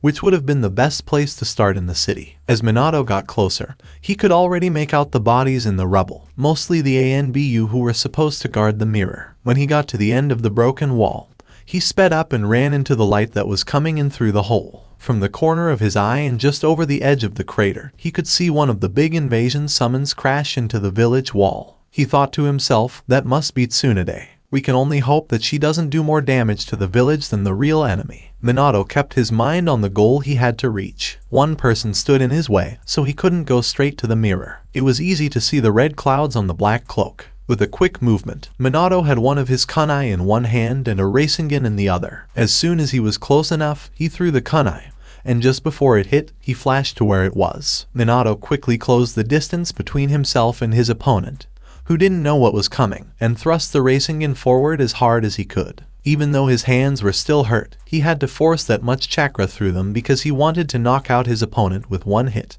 and move on to the mirror before more troops could get through. But the Rasengan never came. Before it could even hit his opponent, it went away. Minato stopped his surprise and redirected the energy to block and avoid the counter-attack. He created a shadow clone and had it attack from one side with a Rasengan while Minato attacked from the other side with Taijutsu. Sure enough, the clone's Rasengan didn't hit anything because it went away before it hit. Everything Minato had seen pointed to the fact that this version of pain could absorb chakra, just as Jiraiya had said. This meant that Minato could only attack with Taijutsu. Minato thought about this as he and his clone threw a series of punches together. It also showed how the protective barrier was broken. To stay in place, seals and barriers needed chakra. If you took away the chakra, the barrier became very weak. As Minato moved to the side, the clone went away in a puff of smoke. He didn't know if the chakra absorption changed the shadow clone or not. Still, he could tell that a lot of what Jiraiya said was true. His opponent had the Rasengan and seemed to only be able to use one special move. The body he was fighting was also very strong.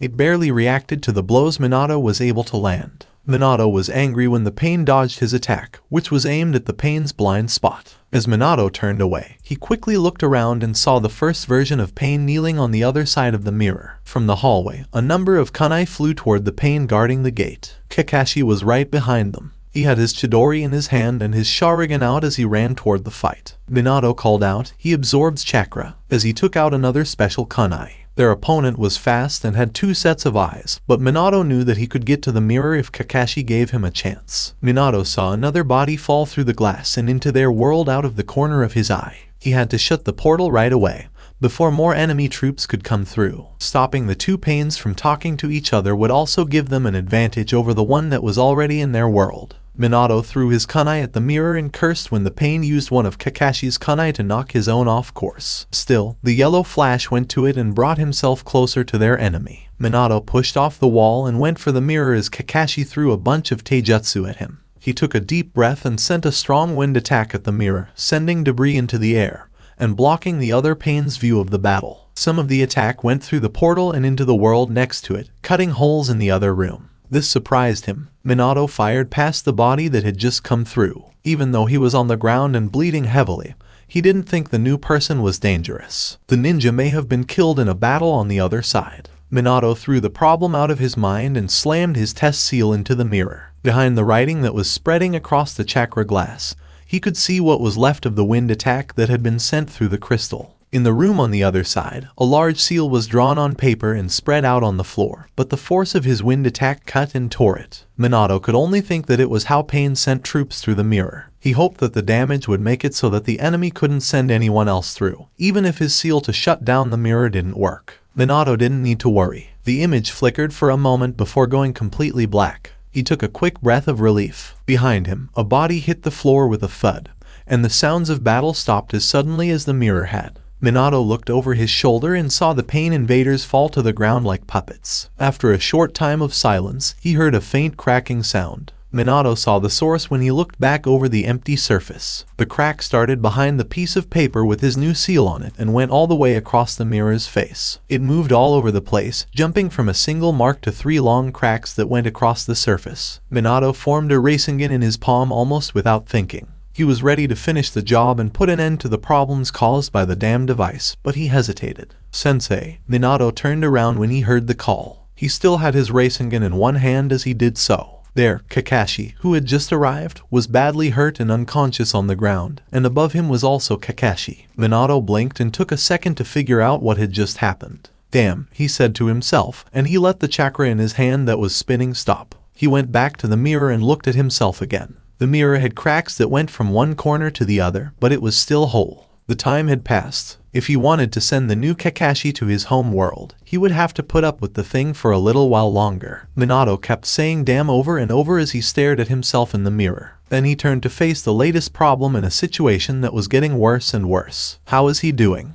"Not good," Kakashi said as he looked over his alternate self's wounds with a calmness that surprised him, though his eyes were a little wider than usual. Minato looked up as more footsteps echoed through the hall, and more people came in, followed closely by a medical nin. "This one is in bad shape." But Minato stopped and turned around to look at the hole in the wall. "That chakra, take care of him," Minato said, pointing to the new Kakashi. He didn't care that the medic was confused as he looked from one Kakashi to the other. Minato had already left, and Naruto was quick to notice the sharp spike in Kyuubi's chakra that he could feel. Pain's anger grew as he looked at the empty chakra glass in front of him. He looked for the signs to turn it back on. The seal around his feet that let him pass through the portal was torn to pieces, but he might be able to find a way to send chakra through to his paths on the other side. This was their best chance to catch the Kyuubi, but now they had lost the element of surprise and Conan was stuck on the other side. There was nothing. Pain went over the activation hand signs again.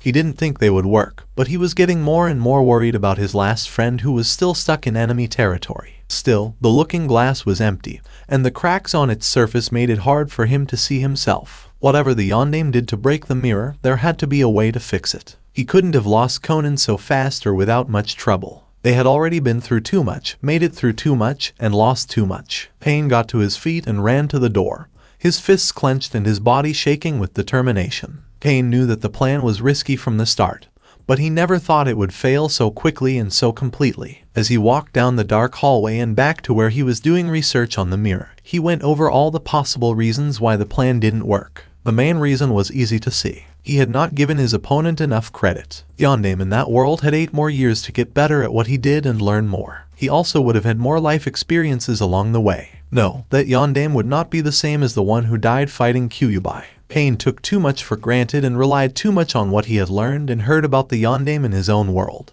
Plus, Naruto's appearance must have given them at least a little more warning than they expected. Pain was angry with himself as he thought back on what had happened. He should have known that the other side would put up a stronger fight. He may have been too sure of himself because of how well things went in the Konoha of his own world. He should have sent more troops, or even pulled some of them away from the front line, and kept Conan with him in their own world. He slammed his fist into the wall, which had already been broken. If they hadn't lost Conan, the setback would have been nothing. Pain took a moment, took a deep breath, and stopped beating himself up. They did nothing to help. No matter what caused the failure or what he could have done to avoid it, it didn't change the fact that it happened or what he had to do to fix it. Even if he had to build his own portal, He would get Conan back and take the Kyuubi from that world. Naruto woke up in a strangely quiet place. The first thing he noticed was the sound of a slow drip all around him. The next thing he knew, he was stuck and couldn't move. When he opened his eyes, he saw a huge set of cage doors with decorative inlays on either side. They went all the way up to the high vaulted ceiling. He looked down, moved his eyes around, and gasped to see what was wrong with his body. The red mist was all around him, but it was no longer just mist. It looked like two red hands with claws reaching out from behind the bars and holding his arms and legs to the side. Naruto fought hard, trying to break free and get away. More red mist came in through the walls and bubbled up from under the floor of water. But the more he tried to get away, the tighter the claws held him until it was hard for him to breathe and his skin burned. Naruto stopped when he heard a low laugh. Sounds were coming from behind the bars. "Well, you little jerk," the voice said with a low laugh. "At last, we meet." Naruto looked at the cage with wide eyes. He couldn't see much inside except for a pair of evil-looking red eyes glowing from the depths. "Who are you?" Again, the voice laughed in low, rolling waves that got their power from Naruto's stumbling and scared question. "I don't think they would have told you, since Sandaime was such a fool," he said. The glowing eyes got closer until a wide, evilly grinning mouth, and then the face of a giant fox came into view. Naruto looked at the scary fox face in the shadows with his mouth wide open. As he tried to figure out what he was seeing, he forgot to keep up his fight. Even though he was only a baby when the Kyuubi attacked and were killed by the Yondaime, he was sure that was who he was seeing. Behind the many sharp teeth and narrowed eyes, he could see shadowy tails flicking. He couldn't count them all, but he knew there were at least 9. The Kyuubi had to be this. However, Naruto's thoughts stopped there. He couldn't think of any other way to explain it. "Am I dead?" he asked in a scared whisper, stumbling over the words. If he died and was stuck in the same place as the Kyuubi, he didn't even want to think about what that would mean. The fox laughed again, this time with a mix of honest amusement and the dark pleasure he was getting from the situation. "No, you're not dead, you little brat. Neither of us is, but you will be if those men get you. Be glad I saved us." Naruto gave a head shake. He wasn't sure he wanted the fox to save him in whatever way it did. "You died because of the Yondaime." It was more of an instinctive move than anything else. The Kyuubi could not be alive. It just couldn't happen. When the Yondaime killed the demon fox, it died. More than anything else, it was this action that made Yondaime a hero in Naruto's old village and Naruto's personal hero. At that moment, it didn't even occur to them that the Yondaime in old Konoha was also Minato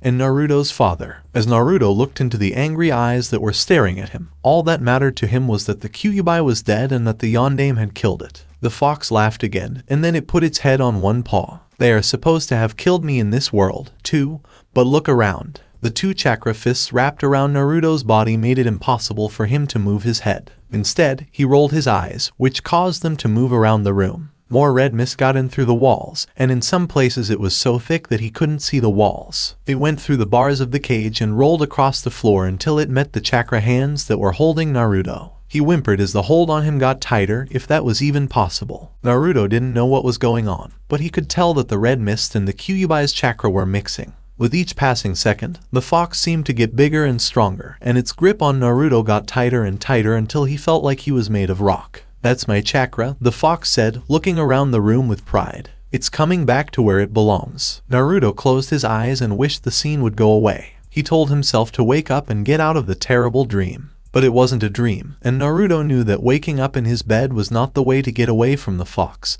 no matter how hard he tried. He opened his eyes again and rolled them around the room, desperately trying to find a way out. But the red mist had grown so thick that he couldn't even see the walls, let alone find a way out. Even if he got out of the chamber and away from the claws, how would he get back to the village? The Kyuubi laughed and said, "K," which took Naruto's attention away from his search. The Kyuubi's smile grew wider, and the bars let him show off his long row of sharp teeth. "Wondering where we are, brat?" it asked as it pushed up against the cage and pulled Naruto toward the bars. The fox kept talking, his eyes wide with laughter as he spoke. "Don't worry, we're still in Konoha, and we're not even that far from your house." The fox's words confused Naruto, but he was ready to deny them no matter what. No matter where he was not in Konoha. "Don't you see?" the Kyuubi asked with a knowing smile. "We haven't left the village because I'm inside you. I've been inside you the whole time." "That's not true," Naruto said in a whisper, but the Kyuubi's laugh drowned him out. "Of course it is," the fox said, grinning and showing off all of its sharp teeth. "And do you want to know who put me here?" Naruto tried hard to move his head, but he just couldn't. He could hardly get air in. He wheezed, "No, it's not. It's not possible. What did that make him if he couldn't have the demon inside him? Also a monster." Naruto didn't have time to think about it, even if he could get his mind out of its frozen state of denial. Itachi showed up and stood next to the big claws that were holding Naruto. Naruto had to work hard to see him out of the corner of his eye. He just stood there with his back straight and his eyes on the Kyuubi. Naruto wanted to tell him to get away and run, but he couldn't even whisper, let alone scream. The Kyuubi's grip was making it hard for him to breathe. "You must be a Uchiha since you have a Sharingan," the fox said. "It's been a long time since I've seen a member of your clan." Itachi looked at Naruto and said, "I'm not interested in that." His eyes were the same shade of red as the ones Naruto had seen earlier at the house, and they were very focused. Itachi reached out and grabbed the chakra that was all around Naruto. The chakra grew and then burst, like a balloon. It went back behind the bars as Naruto fell to the ground gasping for air. He had just put his foot on the floor when he realized it was grass and not floor. He was back in Konoha. When Naruto opened his eyes, he saw a mess. There were sounds all around him, and it hurt to move his arms and legs, but the pain got less as time went on. After the jumbled sounds and pain, the first thing that really stood out was the blood. It looked like someone had dumped it from a bucket all over the ground. The nearby trees and buildings were destroyed, broken, and smashed. The sounds finally started to make sense, and Naruto let out a gurgling gasp. When he turned his head, his mouth went dry. Rin kneeled on the scarred ground just a few feet away. She was hunched over a person who was gasping for air. It took Naruto a moment to figure out that the person who tried to take him was a shinobi. Because Rin was in the way, he couldn't see how bad the injuries were, but he could see the bright green light of medical jutsu on the other side of her. Every time the man gasped for air, he coughed up more blood and struggled to breathe. Naruto quickly looked anywhere but at the dying soldier as he tried to pull his eyes away from the scene. This time, though, he could tell who the other dead person was. Their bodies were cut up, ripped into pieces, and strewn across the land like trees and buildings that had fallen down. "Naruto!" Minato yelled, and Naruto turned around to see his father standing next to him. Naruto felt sick when he saw all the damage and blood. Having his father there to see what Naruto had done was too much for him to handle. He moved away from the horrifying scene and away from Minato, stumbling along on all fours. But the damage was everywhere, and no matter which way he turned, he saw the same thing. Even though he didn't have anything in his stomach to throw up, he still felt sick. Rin didn't let him eat before meals so he wouldn't lose his appetite, but that didn't help. Naruto got down on his hands and knees and threw up, spitting it out with painful, hiccuping sobs. He coughed and turned away from the smelly spot on the ground. He took a few deep breaths. He was covered in seals, the same seals that were on the walls of his room at home. He could see them on his arms and feel them stuck to his clothes because they didn't give or stretch. The chakra suppressants only confirmed what he had been afraid of while talking to the fox. Naruto knew it was him. He was the one who made the area look bad. He shook his head to say no, but the demon fox in its cage kept coming back to his mind. The Kyuubi told Naruto, "I'm inside you." Everything in Naruto told him not to believe the demon fox, but nothing else made sense. Everyone in the old village knew, and that was why they all hated him so much. They knew that he was a monster at heart. They knew he could hurt them. Minato's voice came in again and said, "Naruto, listen to me." Naruto could feel two hands on him. One was on his shoulder, and the other was rubbing circles on his back. "Naruto-chan, just take some deep breaths." Naruto quickly shook his head. He was unable. It wasn't possible to take deep breaths. "Naruto-kun, calm down." Itachi's voice came in from the other side of Naruto through the panic that was running through him. The speed of Naruto's breathing was out of control. No matter how hard he tried, he just couldn't get enough air. Minato was talking again, but just talking about how important it is to breathe was almost too much. He was too busy to pay attention to the words that went right over his head. Itachi grabbed Naruto by the shoulders and tried to catch his eye.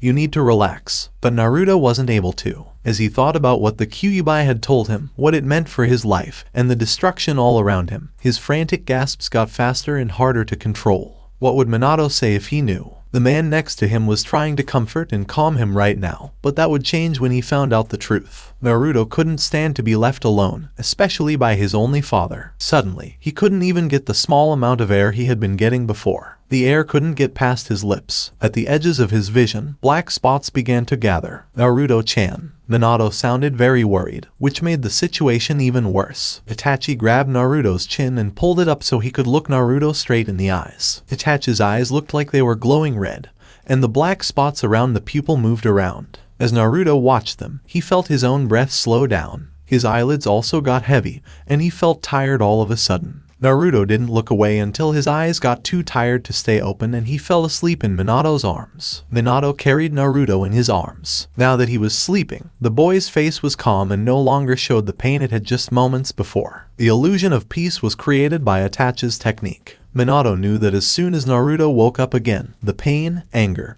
and shock would come back, and Minato would have a hard time putting it to rest. Even though the village and missions were hard, they were nothing compared to the trouble and uncertainty that Naruto brought to each new crisis. Minato straightened up and stood for a moment, looking at his son with a worried frown. Around them, the destruction caused by the Kyuubi was almost a sign of what could come. There had to be a way to stop Naruto from taking in the latent Kyuubi chakra, a way to protect his son from the dangerous effects of the demon fox. Behind him, two ANBU shinobi were kneeling on the ground. Hokage-sama, all threats have been stopped. The village is secure, one of the ANBUs said. Minato looked at the two men. Cat and Bird were dirty and covered with cuts. The battle was short, but it was hard fought. He looked from the ANBU to the many columns of smoke rising from the village to the sky. Several buildings were missing from the city skyline. There would be casualties, people hurt in the battle, and people caught in the rubble. He held Naruto tighter, torn between taking care of the village and his son. Sensei, Rin said, stepping forward from where the enemy shinobi was dead. Itachi-sama and I can go to the damaged areas right now. You should look out for Naruto-chan. Minato looked at his old student. She was covered in blood and dirt, most of it from the enemy she had tried to help.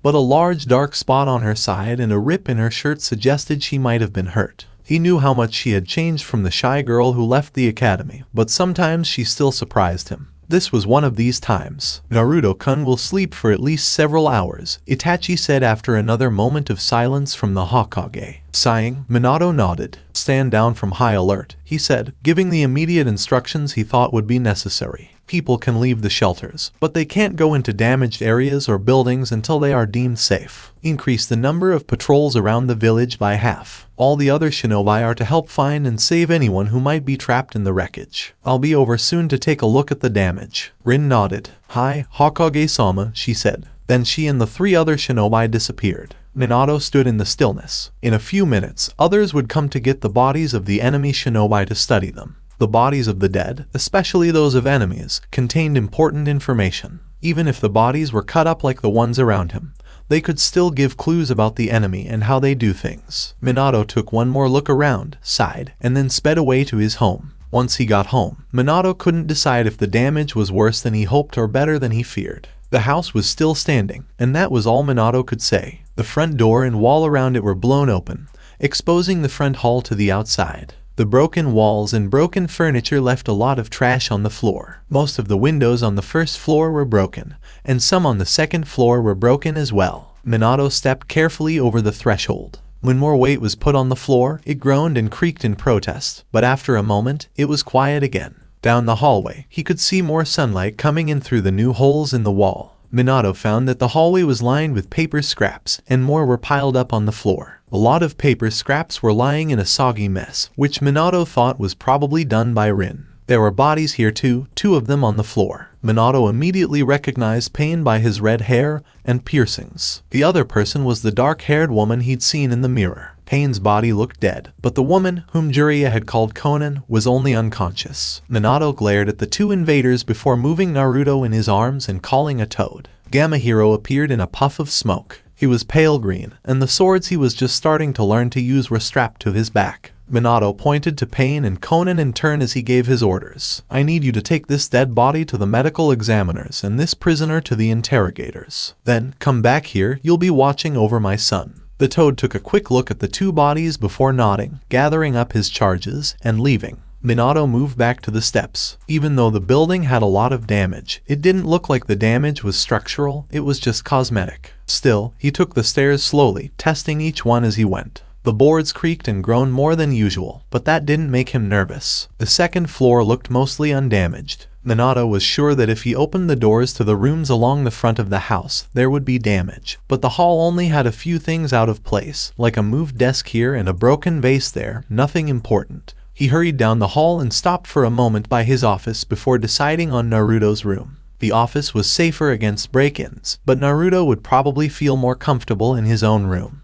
Also, more chakra seals were put in the bedroom to protect the boy. The bedroom was almost as untouched as the hallway. The furniture was a little bit out of place, probably because of the explosion that blew open the front door, but other than that, there wasn't much damage in the space, which was still empty. Minato pushed the bed back into place with one foot and then set Naruto down, pulling the covers back to make room for the child. He looked at the suppressant seals that were still covering Naruto's body. After giving it a moment's thought, he pulled away the seals that would make the boy uncomfortable, mostly around his head and neck, and then tucked the blankets back around his son. Minato had nothing left to do but wait, so he sat down on the bed and watched his son's chest slowly rise and fall. He reached out and brushed the blonde hair from Naruto's face. Naruto looked peaceful as he slept there, but Minato knew it was just an illusion. The easy rest was only possible because of Itachi's genjutsu. It was as fragile and brittle as colored glass. Minato was worried about Naruto waking up. How was he going to explain everything? How much did Naruto learn?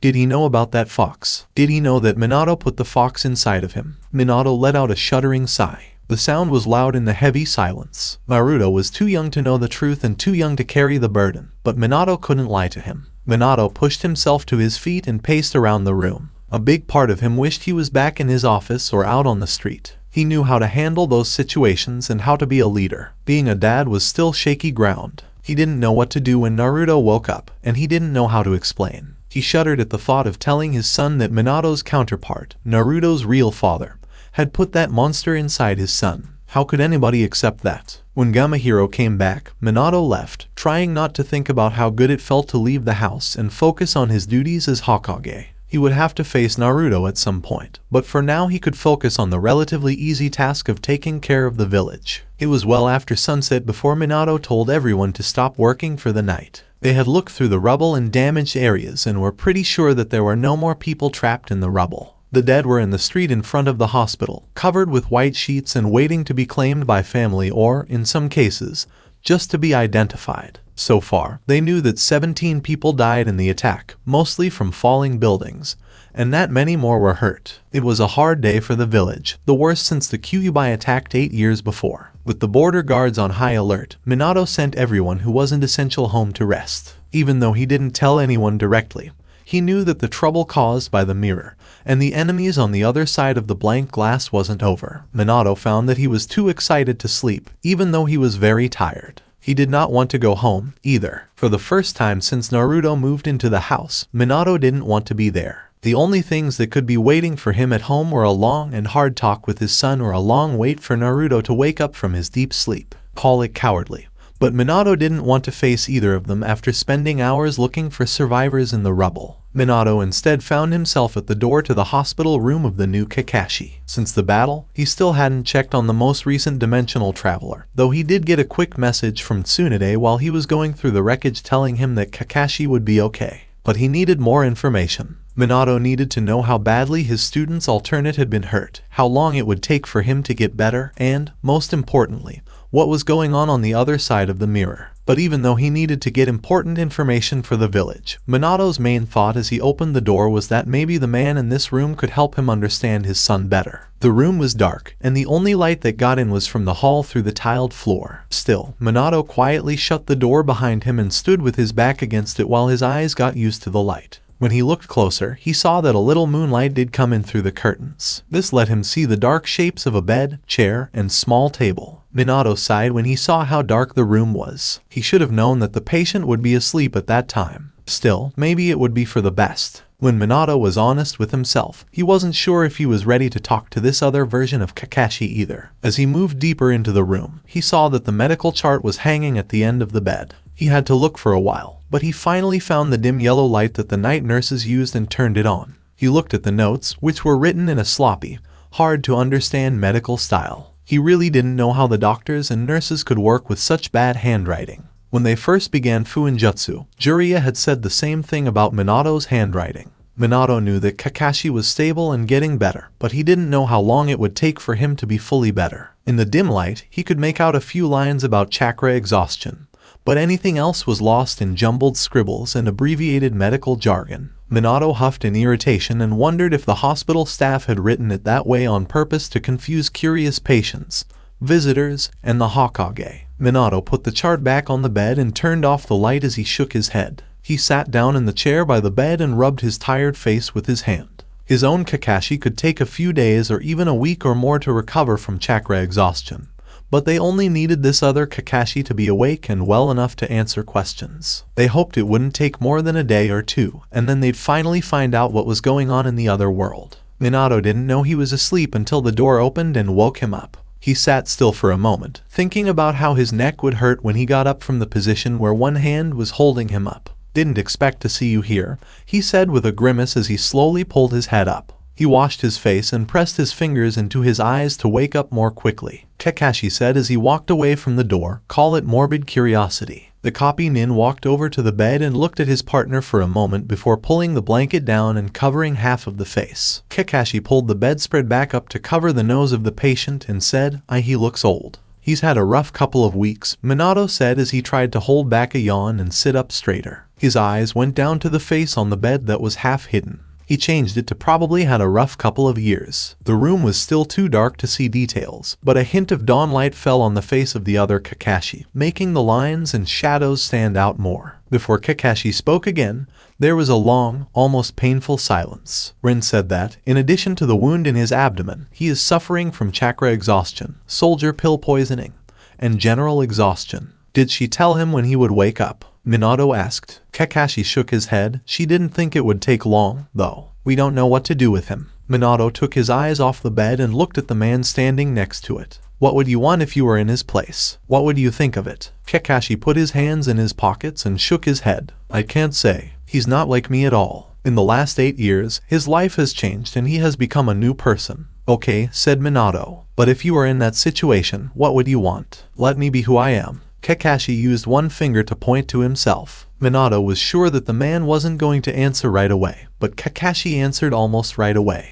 "I'd figure out how to get home. You, Rin, and everyone I care about are all here. I don't know if he has anyone with him. If he only has the village, I don't know what he'll want." Minato thought about the answer and turned it over and over in his mind. Even though it wasn't moving, the mirror was still mostly whole. They could try to turn it back on so the new Kakashi could go back when he was ready, but where would he go? The Konoha that was ruined. On the other hand, Minato could finish the job and break the mirror like he had planned to do at the end of the attack. Still, a big part of him wanted to do it, because it was the easiest way to solve their problem. "Would you like to have a twin brother?" Minato asked this half-jokingly. "I don't think it's up to me," she said. Kakashi shrugged. "This won't change my life as much as it will change his." Minato agreed. "We'll just have to wait until he wakes up." He couldn't destroy the mirror in good conscience until he asked the other Kakashi about it. It was up to the other Kakashi to decide. As the two men looked at the person from another world, silence fell. As dawn got closer, the sky slowly got lighter as seen through the window drapes. Minato noticed that a new day was coming.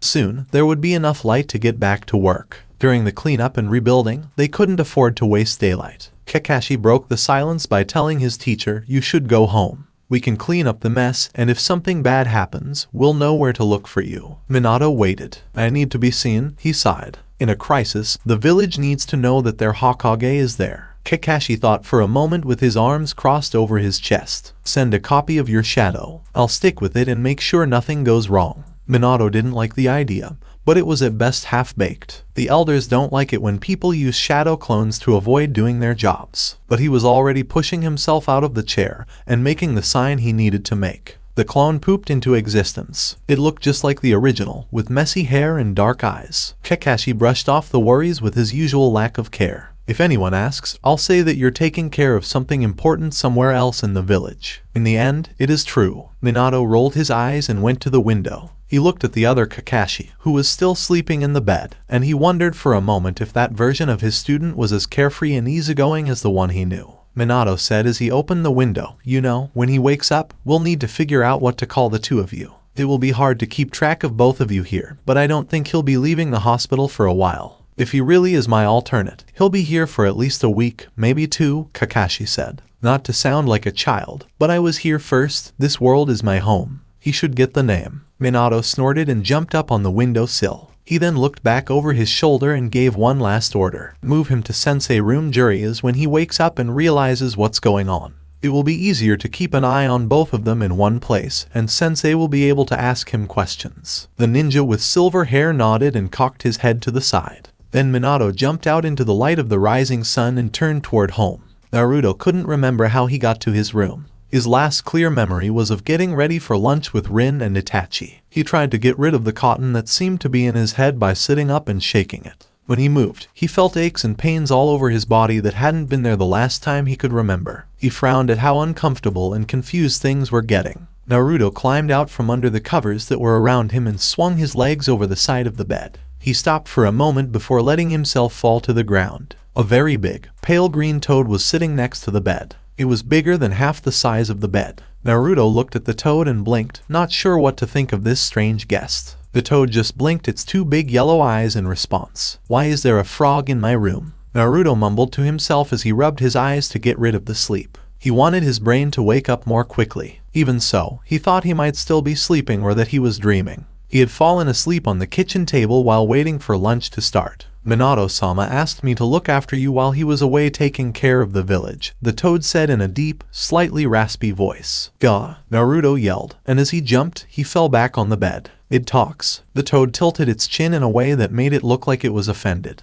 It mumbled, "Of course I talk," and then said, "My name is Gamahiro. Now be polite and say something about yourself." The words were harsh, but the toad's tone was friendly as it turned to face Naruto. Naruto stared at the giant talking toad in front of him for a moment, forgetting for a moment how he got into bed. But as Gamahiro looked, Naruto slowly got himself together. He wasn't sure how to introduce himself to a toad in the right way. No one had ever shown him how to meet new people, let alone animals that could talk, but he gave it his best shot. "I'm Uzumaki Naruto. It's nice to meet you." The toad gave a satisfied nod. "Likewise, Naruto-kun." During the pause, Naruto's stomach decided to join the conversation by making a lot of noise. The sound made Naruto laugh, and he put one hand on his stomach and the other on the back of his head. "I don't know how long it's been since lunch," she said. He took a quick look out the window, but the curtains were closed. Now that he looked, he saw that the room itself was pretty dark. He made a sad face as he tried to remember if he'd eaten lunch and how long it had been since then.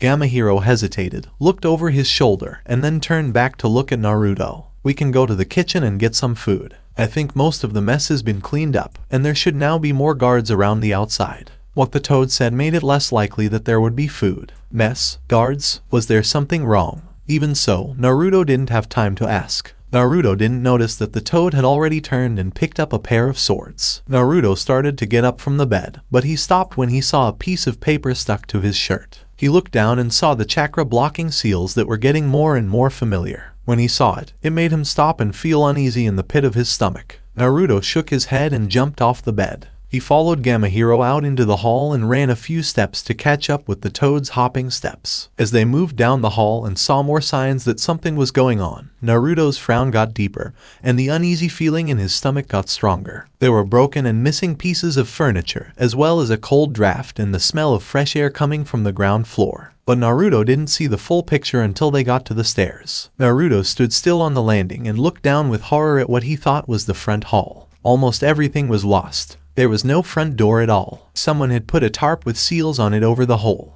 This kept the wind and rain out. The floor was also broken and cracked, with pieces of wood, trash, and paper still lying around. Even from where he was standing, he could see that the damage kept going down the hall. He thought vaguely that the fight had raged through the house before he realized what he was thinking. The enemy had come to the house, and there had been a battle from the hall to the front door. For a moment, Naruto could remember the confusion, fighting, and fear as clearly as if it were happening again. He stood still on the stairs, wide-eyed and out of breath as he tried to figure out what was going on. First, there were explosions in the distance that stopped people from making lunch. Then, the ANBU came and told people to get to safety and gave them directions. The paper lady and the man with red hair then attacked. Rin was hurt, and the 3 other ninjas were able to. Naruto gasped and took a breath after what seemed like a long time. The demon fox had been there, and it had killed the 3 ninja who had taken him. But that wasn't right. He didn't remember something. It was more than that. "Naruto-kun?" Gamahiro asked. The toad was already on the ground floor when he realized the boy hadn't followed him down the stairs. Naruto was sure that the Kyuubi had been there, but it hadn't been there and couldn't have been there since it was dead. Naruto grabbed the front of his shirt, twisting it as he remembered a choking, constricted feeling. When Naruto moved, the paper seals creased, which made him look down at them again. The light in the hall wasn't much better than in the room, but it was a little bit better, and when he looked at his shirt again, he saw something he hadn't seen in the room. "Blood, I'm inside you." The realization hurt just as much as the first time it happened. He was filled with the Kyuubi. Naruto killed the 3 enemy soldiers himself. He had stained his arms, legs, and shirt with blood. The seals that were all over the walls, tarp, and him were for him and the demon inside of him. They kept him from hurting anyone else like he hurt the 3 ninja. Naruto stumbled back down the stairs, no longer thinking about food because his hunger had shrunk and gone away. Minato was there when Naruto did what he did, so he knew what happened. Rin had been there, too. What would they think of him? Naruto ran back down the hall after turning away from the stairs. He ran into his room and slammed the door shut behind him. The seal was painted big and black on the inside of the door, so it was easy to see even when it was dark. He turned away from what he saw and crawled under the bed to get to the farthest corner. When he moved quickly, the seals on his arms and shirt pulled. Naruto's fingers were itching to take them off, but he was afraid to because he was still upset about the damage he'd done earlier. The room with the seals on it felt more like a prison than anything else, but he wasn't sure if he didn't deserve to be locked up, given how dangerous he was. He'd never forgive himself if he hurt Rin, Kakashi, or Minato, not after the kindness they'd shown him. There was a voice at the door, maybe Gamma Hero, but Naruto didn't respond. He closed his eyes and told it to go away, wanting to be alone for the first time in his life. Naruto didn't notice that time had gone by. It turned into a kind of numb disbelief. He couldn't feel the Kyuubi's angry red chakra, but he could still see the demon fox's sneering grin as it looked at him from behind bars. He didn't make up the fox because it was so real. Then the blood and the debris afterwards. Naruto knew he didn't imagine that. Only the seal around him kept the terrible power from getting to him, so he stayed where he was in the gray shadow under the bed. Naruto woke up when someone knocked on the door. He jerked and pulled his arms closer to his legs, wishing the person would go away. This time, there was a voice along with the knock. Naruto-chan. Minato did it. I'm coming in, Naruto-chan. A bright light cut through the dark room when the door latch clicked. Naruto gasped and panicked at the thought of seeing his father or even leaving the room. He scrambled out from under the bed, ignoring the stiffness that had settled into his limbs, and threw himself against the door. The door slammed shut again, and Minato seemed to be caught off guard by the sudden weight pushing against him. Do not enter. Naruto cried so hard that he couldn't speak. He grabbed the doorknob and held it fast, hoping he could keep it from turning again.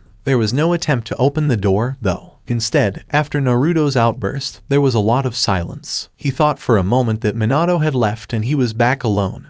But then his father's sad, muffled voice came through the woods. Minato said, "Okay, I won't come in unless you want me to. But we need to talk." Naruto shook his head. There wasn't anything to say. Everyone would hate him again, and he'd be locked up so he couldn't hurt anyone else. He said, "I don't want to talk." Naruto only heard the heavy sigh on the other side because his head was against the door. "Naruto, you don't have to be afraid," Minato said. "Everything's fine now. We've taken care of all the enemies in the village. You can come out. You're safe now. Are you listening to me?" Naruto turned his back to the door and slid down to the floor. He could hear his father on the other side of the wood planks, certainly, but he shook his head at the words. He wasn't safe, and neither were the people around him. From some dim half-memory of the first attack, the one that had started everything in the old Konoha, Naruto recalled the old man saying he was the reason for the attack. Naruto reached up and grabbed his hair in two tight fists. They had been after him then and nothing had changed. The old Konoha was going to be built here. The people here would hate him because of the demon fox inside, and the ninja from before would come and invade this place. They already had less than a day ago and they would return. Minato said through the door, his voice now closer to the ground, "Naruto, talk to me. Either you talk to me or I'm coming in." "No." Naruto jumped to his feet again and grabbed the doorknob. "You can't come in." "Why not me?" The answer from Minato came back right away. "Just tell me why. I don't want you to get hurt." Naruto cried, choking on the words. Admitting it out loud made it worse, made it twice as real. Minato said, with a weak, forced laugh, "Naruto-chan, you're not going to hurt me unless you think you can beat the Hokage." Naruto leaned forward and let his head hit the wood. He struggled with himself to speak until he finally pushed the words out. "They were after me." Even though the door was closed, he could still hear his father's voice. "I know." Naruto suddenly opened his eyes and looked at the bright line under the door. His hands shook as he turned the knob and pulled the door open, blinking in the sudden light. "You did." Minato was sitting in front of the door, settled down for a long wait. He nodded with a serious look on his face, and his voice was just as serious when he spoke. "I want you to understand something, Naruto-chan.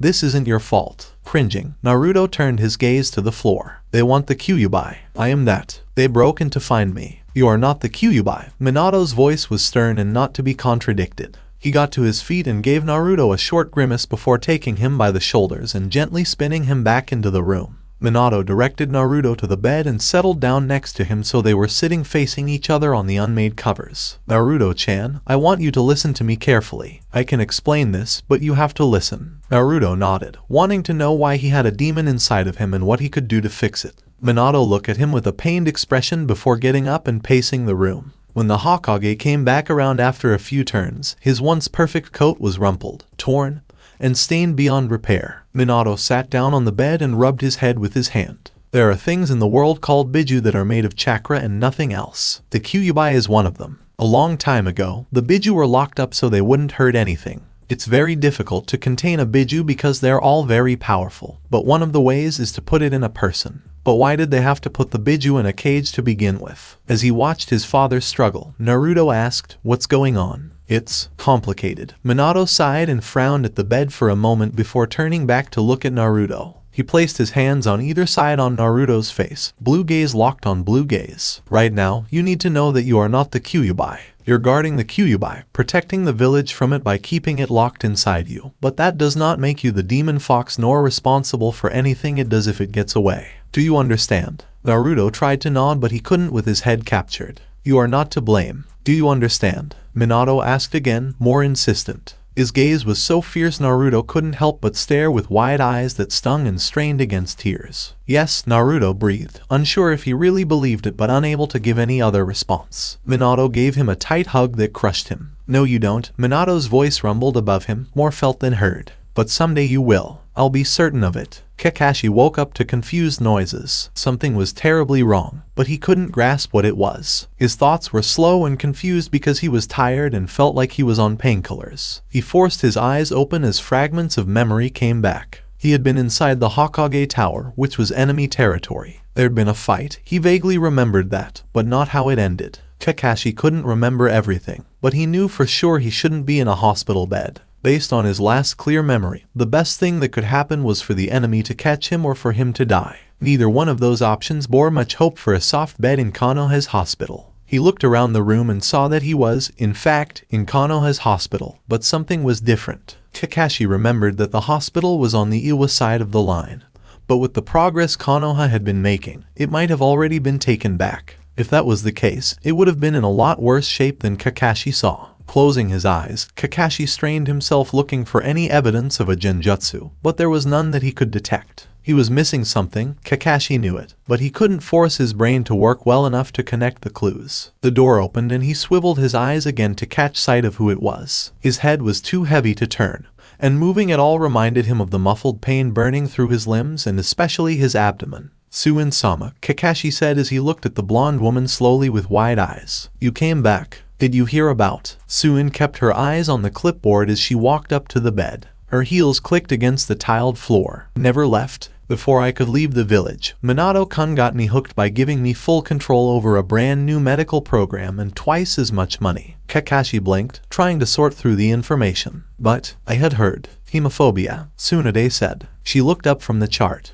If Kakashi had been well, he would have read the warning signs in her sharp gaze and clipped movements as she dropped the clipboard to her side. "Don't think it was easy to get through that. You have the wrong village. You came through the mirror. Don't you remember?" Kakashi could remember the fight right up to the point where he was run through. He did this by putting all of his thoughts and memories together like a bunch of photos. After that it became a little hazy. "Not really," he said, frowning up at the ceiling where he could see that there was no face mask. Struggling to move, Kakashi inched the blanket up toward his face. However, even that small effort drained his already tired limbs and he was forced to stop before he made any headway. Tsunade watched with a raised eyebrow before tisking at his efforts and pulling up the blanket to just over his nose. "You need to lie still and rest," she said, making one final note on the chart before hanging it on the end of the bed. "You're suffering from severe chakra depletion, exhaustion, and several wounds, the most extensive being the gaping hole through your middle. Since you pushed yourself so hard, I'm really surprised you're still alive." Tsunade's voice took on a lecturing tone as she continued to drone on about getting rest and taking proper care of himself, but Kakashi wasn't listening.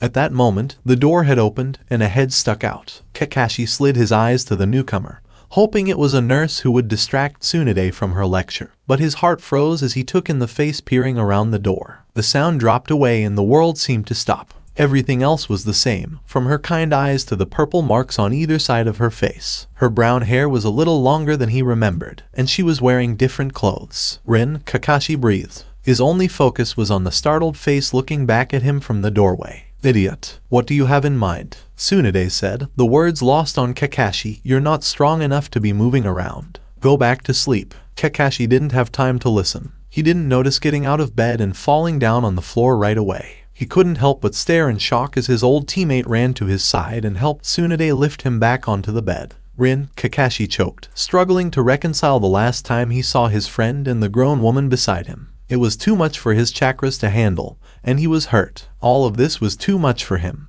and before he could say anything else, the world started to tilt, heat rushed to his face, and dizziness took over, sending him back into darkness.